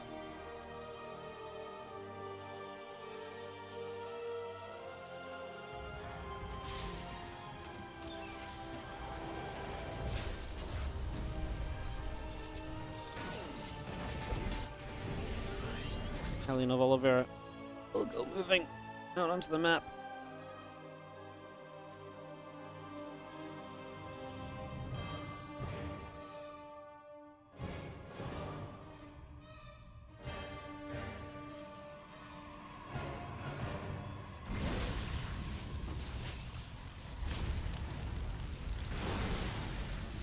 Hellion is going to come across. Probe takes damage. Stalker Sentry going to be there.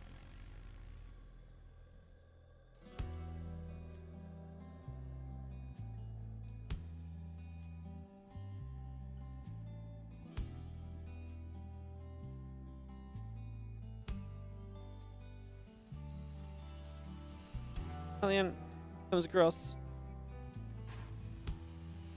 It's going to get repaired up a little bit by the SCV. Banshee and the tank coming in. The cloaking coming up.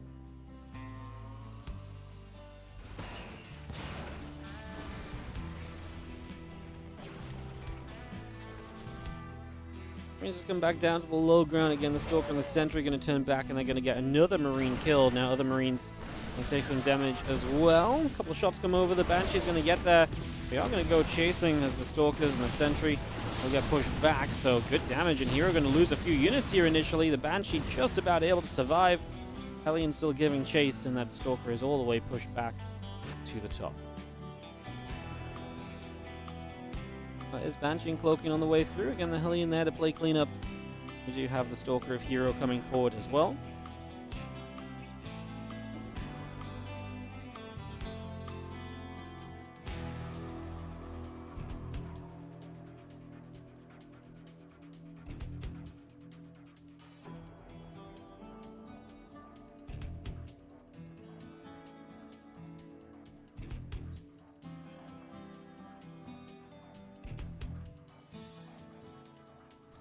And the Prism comes in soon from Hero. Taking that forward base, so Rich Vespine gas active very soon for him.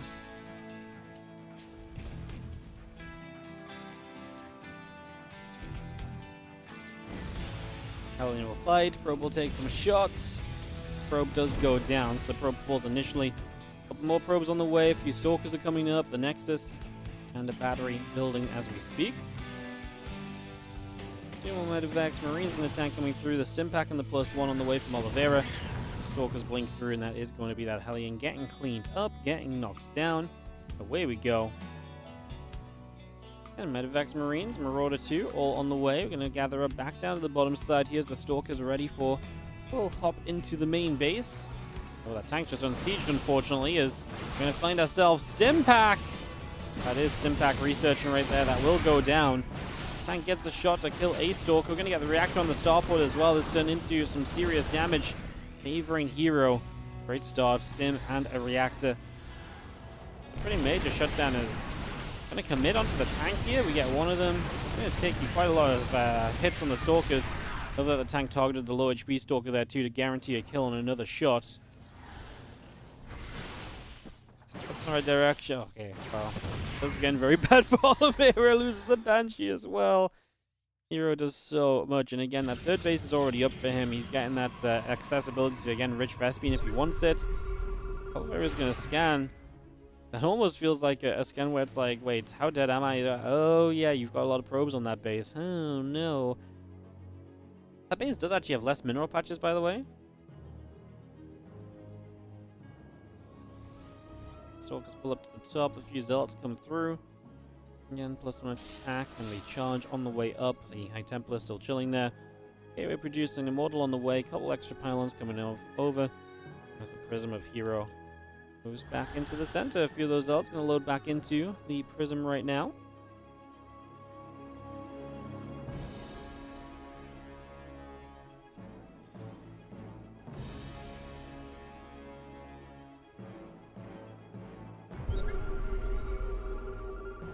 Command Center is going to come dropping down in a moment. Bit of bio going to step over.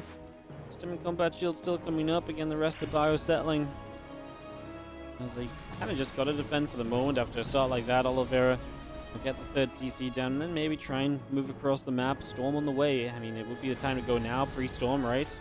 That's one of the better options as the few Zealots charge in. The bio is going to be there to push the Zealots back again, though. Just this bio army starting to move out once more. Away we go.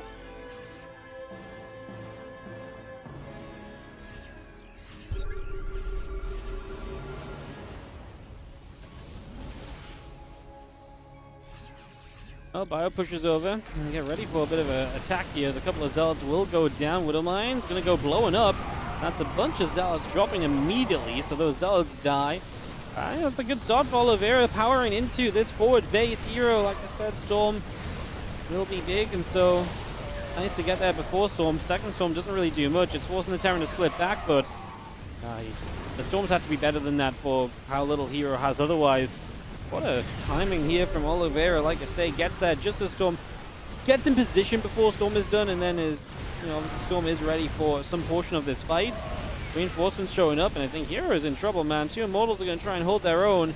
High Templar has a few energy to go until it has energy available. He used the energy overcharge on the High Templar just before it went down. That is such a shame, because now you don't have the energy overcharge available on anything else, and Oliveira looks as though he's going to make it a TVT final today.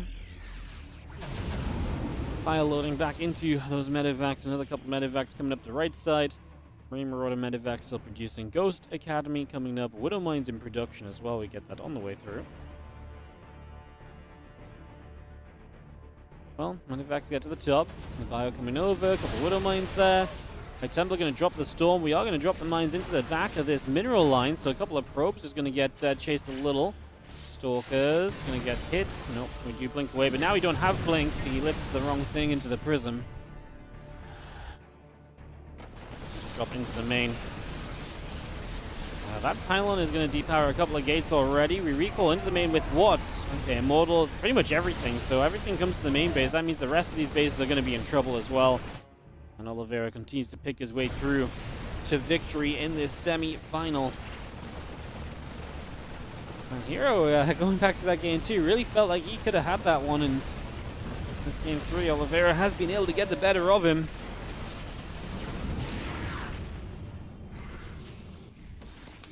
Fire comes up, no HP. This goes down as the medevacs load. Back the heck away.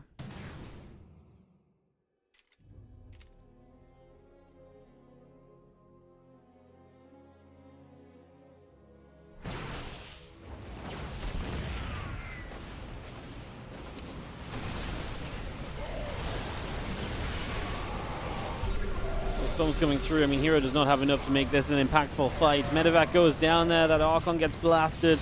Going to step through as the Vikings are going to go for the Prism. That is going to go down. These Zealots will fall. This really is just going to be it as we continue to play the sniping game. Oliveira very comfortably at 130 to the 54 supply. GG says Hero. And Oliveira takes game number 3 and the series. What a bounce back as Oliveira gets the win. And he will play against Bjorn in the finals. That other semi-final did finish up during this best of 3.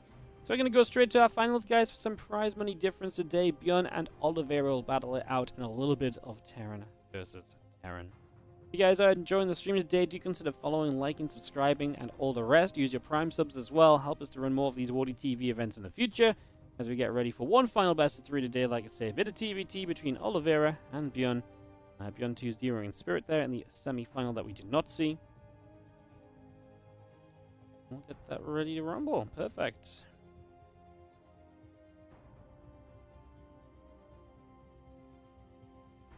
Do, do, do, do, do.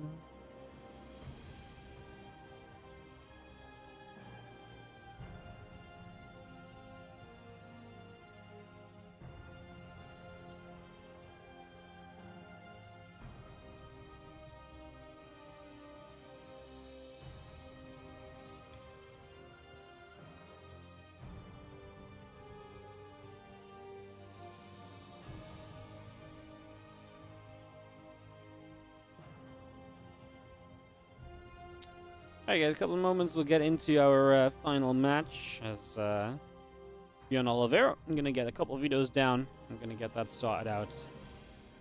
And kick this off. TVT final of the day. The way. See what goes on.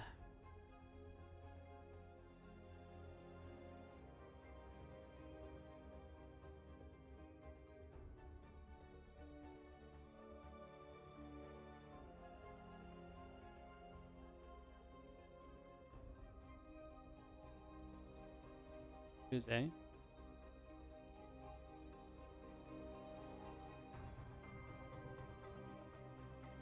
Oliveira is A. Yo, thank you so much for the donation. I'm just gonna open the stream elements to read that properly. I tried to read it, but it took me so long to read the name. It was a little bit too small on my screen. Hang on. Let me open this up. Thank you so much. SDR FKR TX. Coming in with $8 and coming in saying thank you for your hard work. Thank you so much for supporting it. Thank you so much for the donation. Really do appreciate it. Thank you, thank you.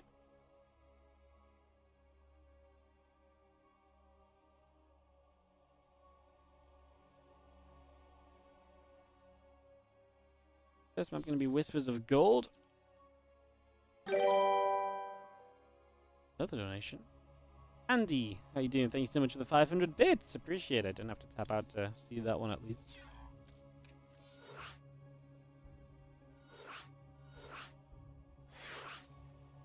Oliveira is going to drop us the lobby link down as we get this final hosted up. Get this ready to go. TVT. Let's kick this off in a moment as we go into game 1 of this best of 3, guys. Whispers of Gold. El Dorado will be map 2. I don't actually know what map 3 will be, but I'm sure we'll figure that out at some point when we get there. Or if we get there, it is just a best of 3 final today, guys. Not trying to draw out this qualifier too heavily. I just wanted to be a little qualify, give players who want to qualify a chance to participate, and put some money on the line so we get a couple extra matches at the end as well. Is generally the idea. Let's go and take this away, shall we? Let's do this. In the bottom right side of Whispers of Gold will be our red Terran player. This is Oliveira.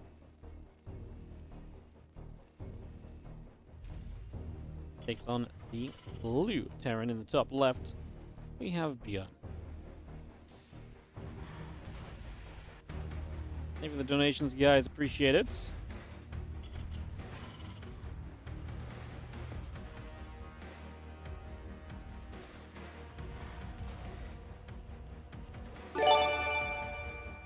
Yo, Ian, thank you for giving out a sub. To Ratsmacker69, he was coming in with the kind words as well. Thank you for the kind words as well. Welcome to the Wardy family. Thank you, Ian, for the gifted. Appreciate it as we get ourselves into game 1 of this best of 3 TVT to round our day out. Bjorn versus Oliveira. Let's see what happens as the barracks coming through. The SCVs are producing. Getting settled for a couple of moments.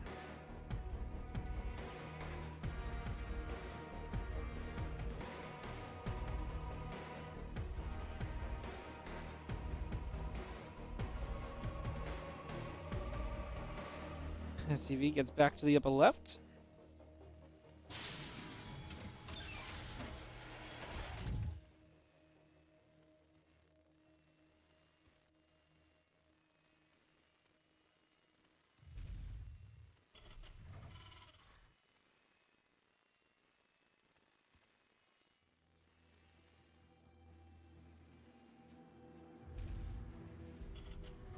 As he comes over, obviously just checking the main base, a little bit of scouting in the TVT to begin with.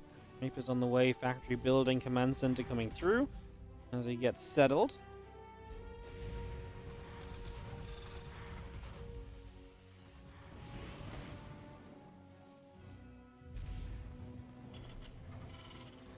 Factory building on both sides, reactor producing.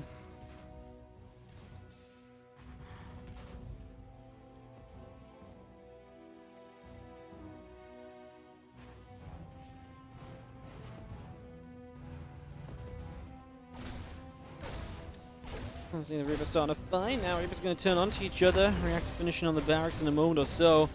SCV will take some shots. SCV going down. Another couple of SCVs going to get bopped around.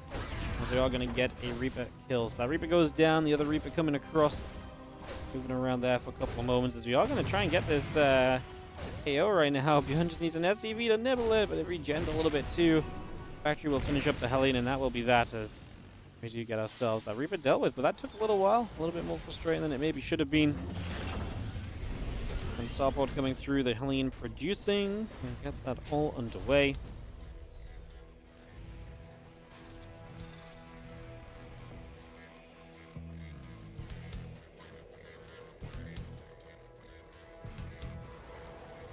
Drop a mule down into the natural. A couple of Marines and the star portal coming up. The tech lab on the way in as well.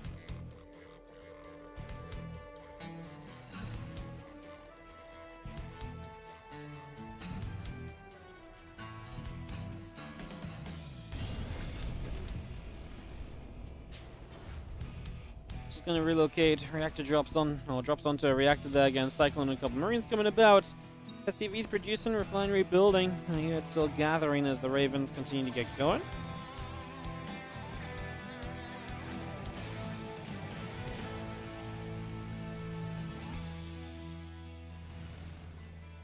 Let's gather up again. Just gonna get that Raven popping. Siege tank is on the way, and a couple more Marines are popping out as well. Refinery still producing. Got ourselves set up across the two bases. 30 SCVs to the 34. Oliveira leading by the 4 workers currently. That early game, a little bit of harass went a long way towards helping him out for sure.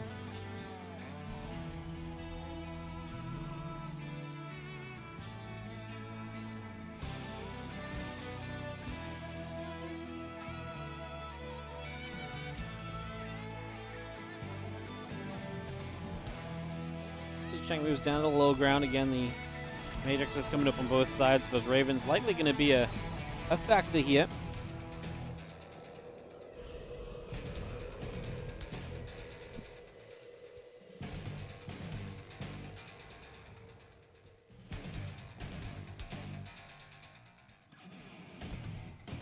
Hellions are just going to poke around. So Bjorn has 3 Hellions. He's going to be able to win the fight against the one in the front.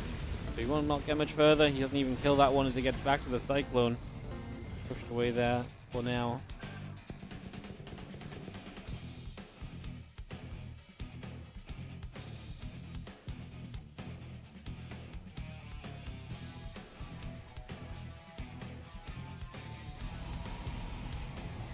Ravens overhead. The army of Oliveira continue to get up to the top. A little bit of a push forward here currently.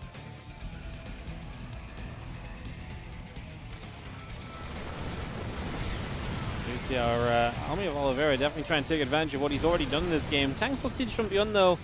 And the biggest issue for Beyond is just going to be that third base position of his is going to be in a little bit of trouble. Going to be tough for him to figure that out. Again, a couple of Vikings producing on both sides actually. Tanks will siege, Marines continue up.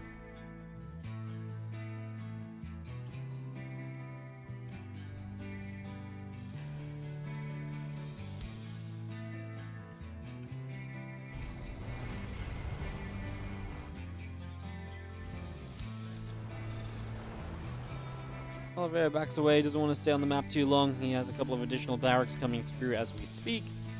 Again, the stim's coming up on both sides. A couple of Vikings on the way. Auto turrets will already drop off the Ravens. SCVs take some shots. The Vikings going to be able to kill a Raven. Actually had some energy left over. Wow, you got that auto turret down? No way, that's cheating. How? That Raven was dead before the auto turret dropped, I'm sure of it. All the SCVs of Oliveira out down in the low ground, so some mining time lost for the moment.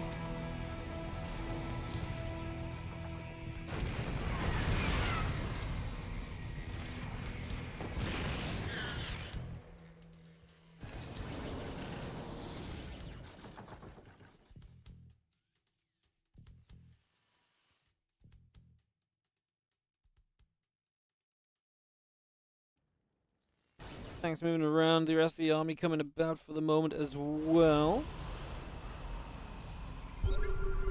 Just going to be seeing the army coming over, the Marine going to get picked away at.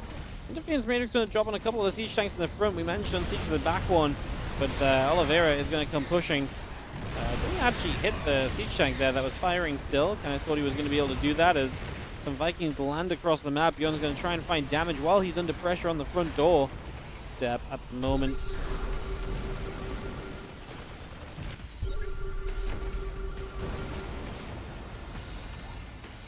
Scan comes around, we go back the other direction.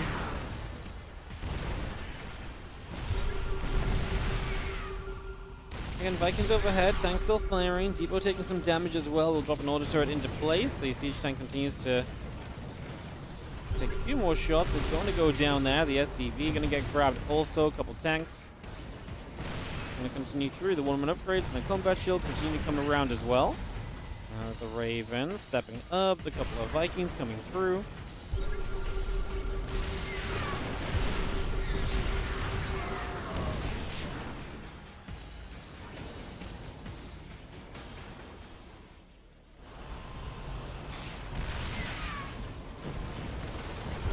Marines kind of moved command in a little bit, but they're going to get caught off to the right side. The tanks obviously in reach are going to be able to do a lot, and Oliveira is going to be able to take this game. He was down the 1-1 upgrades, which didn't matter. Bjorn's Marines were so much hurt and a little bit outnumbered and outpositioned. Obviously taking tank fire doesn't help you there either, as that is going to be GG's.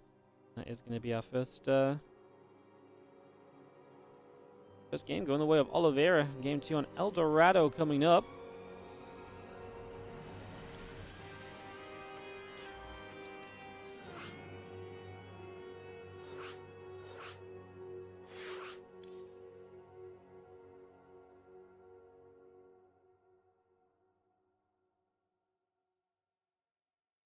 Jump into this, get this going.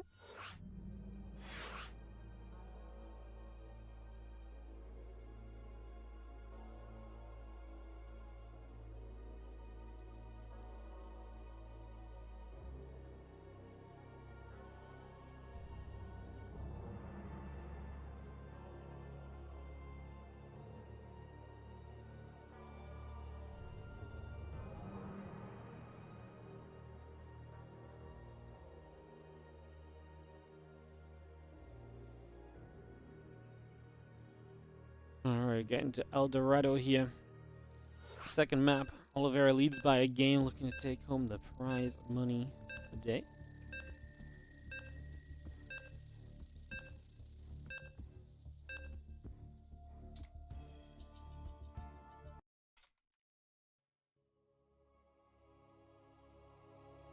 Jump into El Dorado. They have in the bottom right is going to be our red Terran player. Up a game, it is Oliveira taking on the blue Terran. In the top, oh sorry, bottom left side of the map, it is Bjorn.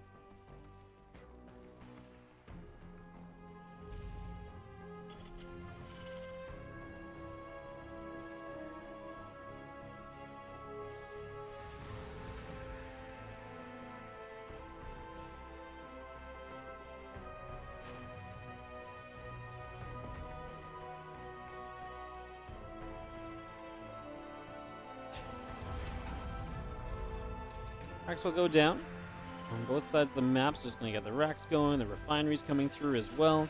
And get that all settling here for just a few moments.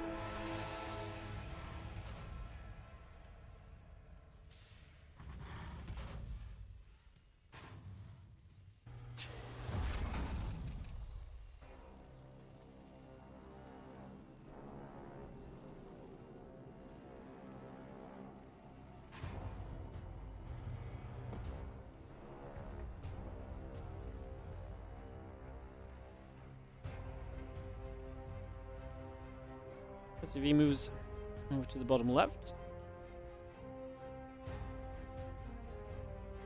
So SCV on a little bit of a journey to start things out.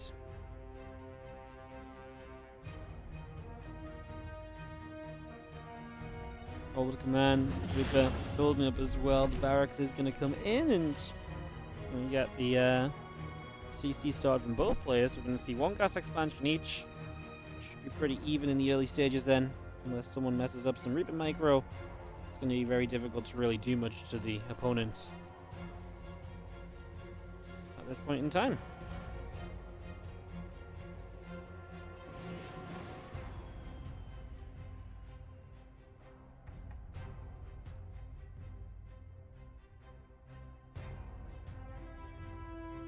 Reaper and SCV making some moves.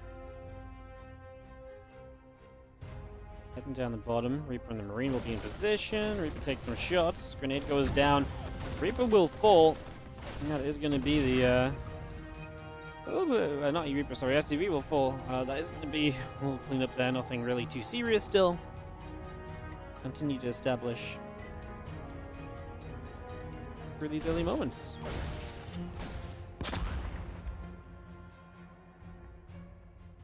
Reapers will go fighting each other again. Shouldn't really lose Reapers in these scenarios. Very tough to justify attacking into your opponents, so aggression should just kind of stop at some point. Reaper actually does get aggressive there. Actually eats the grenade as well. Kind of really trying to get forwards. Not sure what he felt like he could do there, but he did not benefit from it, to put it that way.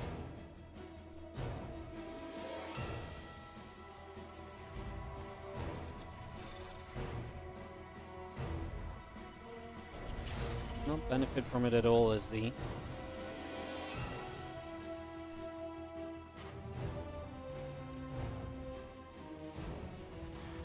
game continues to settle. It's going to be seen our starport going through the Cyclone building. A couple tech labs from Bjorn. We'll see what the next step of this TVT will be. Not the end of the world to lose the Reaper, just like I say, it's a little unnecessary with the way that it went.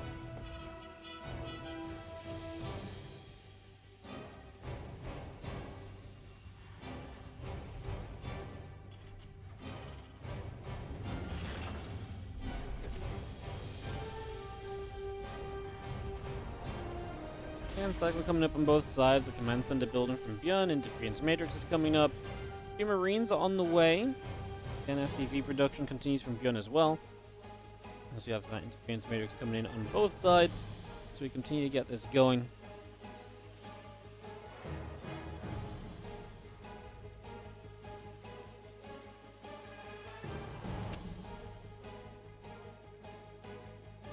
So just seeing the Reaper just kind of patrolling the low ground. Third base builds on location currently from Beyond those, so I think that third setting up.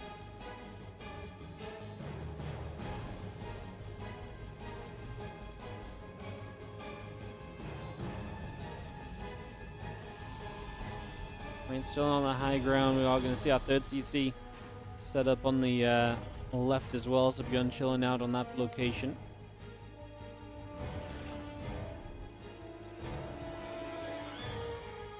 Impact, Interference Matrix, the Raven all coming through for the moment, so we're getting a lot of that on the way. And get that Raven up, and we'll go from there as our third CC lands on location currently.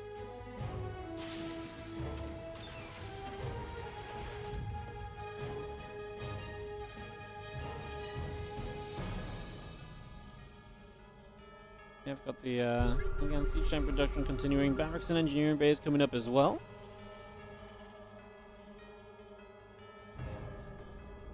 Waiting for that stim to be done. The 1-1 upgrades are still building through from Beyond also.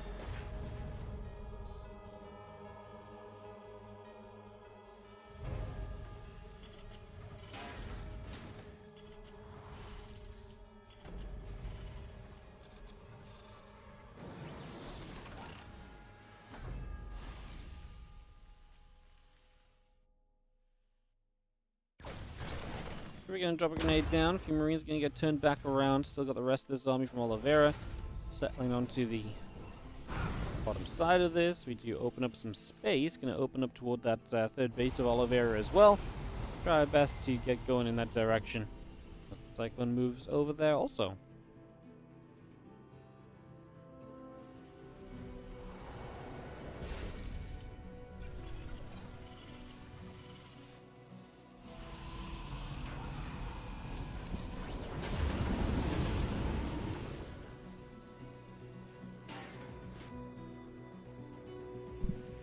Ravens come stepping out onto the map. Again, just going to be seeing the movement for the moment. See where we're going. See what's happening.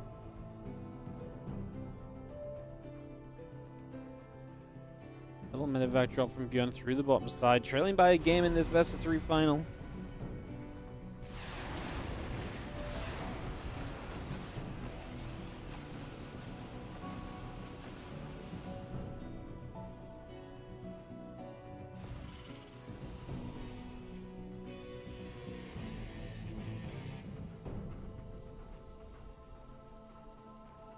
Do have 2-2 coming about. Combat shields on the way as well. Bjorn definitely taking that upgrade lead.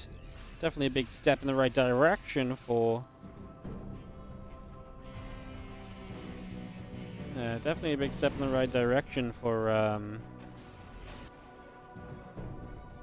Beyond, but upgrades on everything in TVT all the time.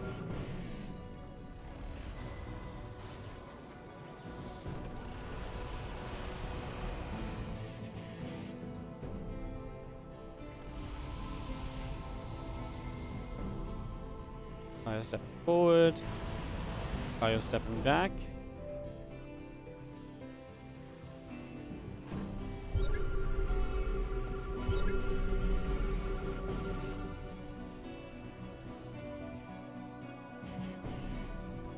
I'm just trying to see what's going on here as we take a few moments. How much shield is still building from Oliveira? Looks like we are going to get a game where both Terrans are going to be on their upgrades this time around. So let me just continues across.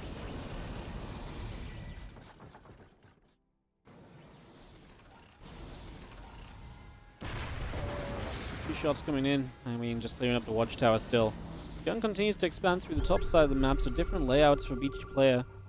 Oliveira really loved playing through the bottom of the map in TVP earlier, and now we're going to see him play the bottom of the map in the TVT as well. We'll see how it works. As Gun is going to try and press forward, he's going to be able to deny the gold from the top side. This is kind of awkward. Oliveira does not have a good way to kind of get back around there, and he's actually going to get stimmed into his natural. He just did not see where Bjorn's army was at.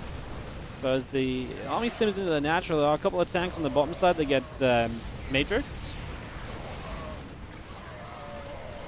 So the Marines coming through, the Raven goes down, the medevacs go down. This actually turns into, wow, a very good defense from Oliveira, because Bjorn attacks the CC but doesn't kill it.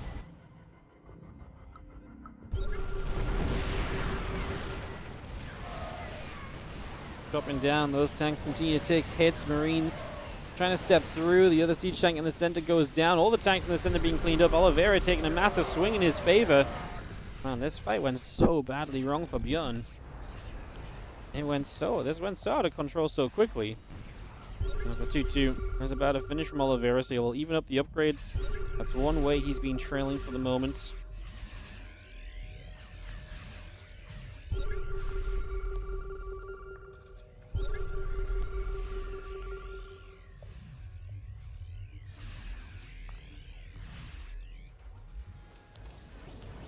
Tanks are in siege, the Marines come through. Obviously, Bjorn starts 3-3. That's something Oliveira does not focus on. He actually starts up 2 more starports. He could actually afford 3-3. He has the gas. Usually the gas is the limiting factor.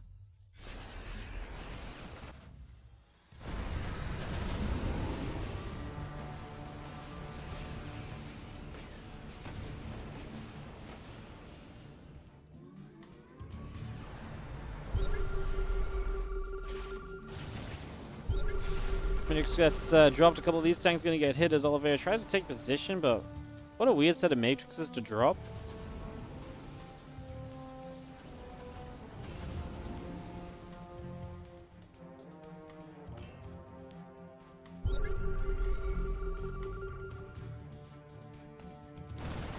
And comes with another drop in over here. I'm very confused, but I'm trying to like figure out what the matrices were meant to do there, apart from just maybe slightly scaring Bjorn. So Oliveira drops into the main base. That's not good for Bjorn at all. He has a very small drop on the other side in comparison. That is going to get cleaned up by these Vikings. Now his production is going to end up being camped heavily. He's going to lose the main orbital. He's going to lose the starport. The factories are going to be next targets. However, he is going to be able to come swinging through the bottom of the map. There is always going to be something of a counter. Bjorn's army had to be somewhere, and here it is. 2 orbitals go down immediately. Oliveira actually has the orbital on the bottom, or the CC on the bottom side, going to take position as well. Oh, no, I think Oliveira stepped too far forward there, no? He's going to target fire the tank, continue to fight. Obviously, he is in position to deny the factory here as well, so that second factory will go down. So Bjorn going to lose factory production. He's heavily stimmed as well. Because the Marines are so heavily stimmed, he's losing the fight on the other side of the map. Supplies are dropping pretty evenly, but yeah, the heavy stims are hurting big time. These barracks still taking damage. There's only 1 tank here. This is the only tank that's really stopping you from doing anything else. You break forward there, you're going to be able to get the rest of this. Engineering bays will become in reach as well. You could attack those from the high ground even. That could be a good opportunity. I understand you want to maybe focus the barracks, but if you see those engineering bays, maybe focusing those would be a good idea. Get rid of the upgrades, and you could be on an upgrade lead. Could be absolutely huge for you. These barracks are going to lift up. The Marine's just going to step back. He doesn't know where his opponent's tanks are, but there's actually only 2 tanks remaining at this point. Going to get 1 more barracks as it is going to start burning in those corners.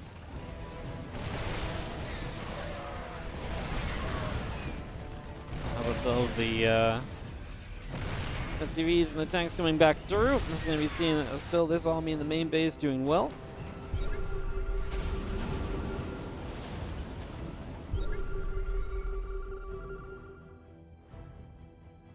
Factories on the way, Vikings building as Bjorn tries to re-establish control. Down a lot of army supply, but he's ahead in workers. That said, Oliveira has a gold base mining here. He's got bases coming back online. He is going to continue to come through the bottom side of the map.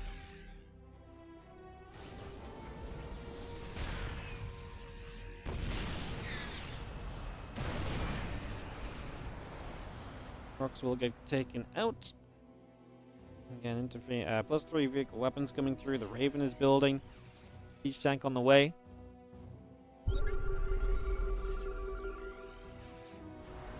Continue to scan. Marines and tank, medevacs as well coming through. A couple of SCVs also coming.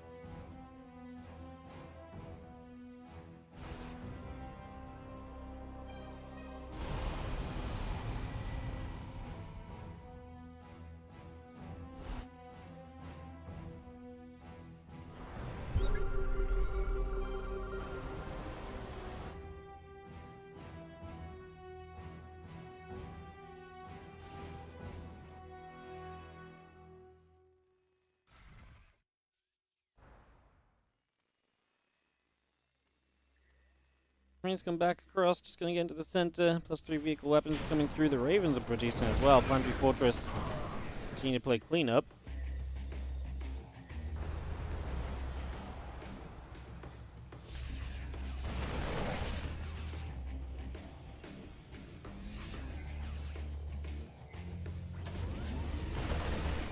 Marines going to get there. The couple of Marines taking damage. The medevac's going to load up. The CC into the top right corner.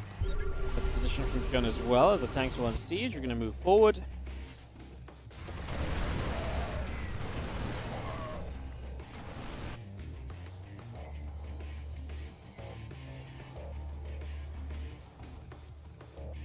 Go back over to the left. We will see the Marines just unloading again. Vikings firing up. Raven count is very good for Oliveira. Just going to see the tanks. They get Matrix, some mass is going to force them on siege. Now Oliveira stims forward. It's not like Bjorn had a lot of tanks in the first place. The most important thing of this for Oliveira is he can now take position with his own tanks. They're going to obliterate the Marines, and this fight is going to be very one-sided as Oliveira looks to get the 2-0. Against a Bjorn that's been playing very good TVT lately. Oliveira got the edge today, and he takes first place in this qualifier. So Oliveira walks away with the $75 first place prize. Obviously, all 4 of our top 4 players today, Hero, Oliveira, Spirit, and Bjorn, are qualified into the WardiTV November event as well, guys. And that, my friends, will very much so be that. So that is us done for the day. We're going to be back tomorrow with more of the same in qualifier number 2. So you can tune in tomorrow for more StarCraft 2 action, and we'll see you there. So yeah, more StarCraft 2 action tomorrow in qualifier number 2. And yeah, we'll obviously as well have the on Friday I'm not here, and then Saturday we'll be doing a Lima League, and then on Sunday we'll be doing Group A of this tournament. We'll get the invites done after the qualifier wraps up tomorrow.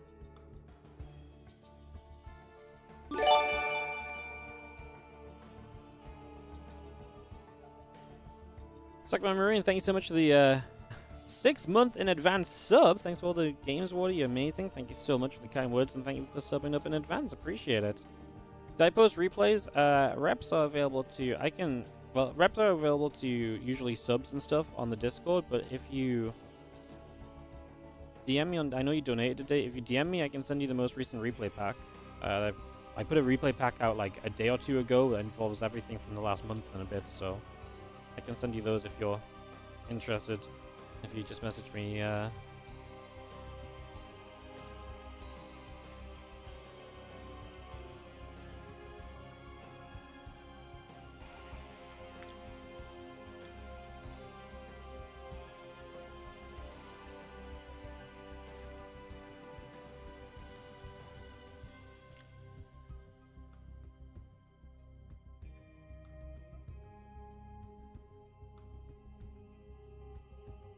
go to Discord. If you go to Discord and you message me in Discord, like just send me a Discord DM and I'll send you the folders, because I can't Yeah, just send me a I'll just send them to you over Discord because you donated.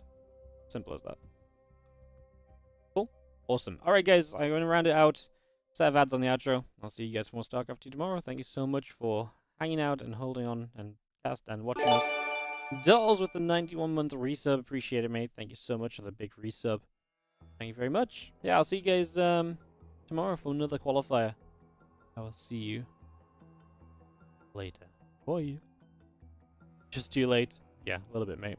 But you got the sub in before we ended, you know? There's something to be said there. Something.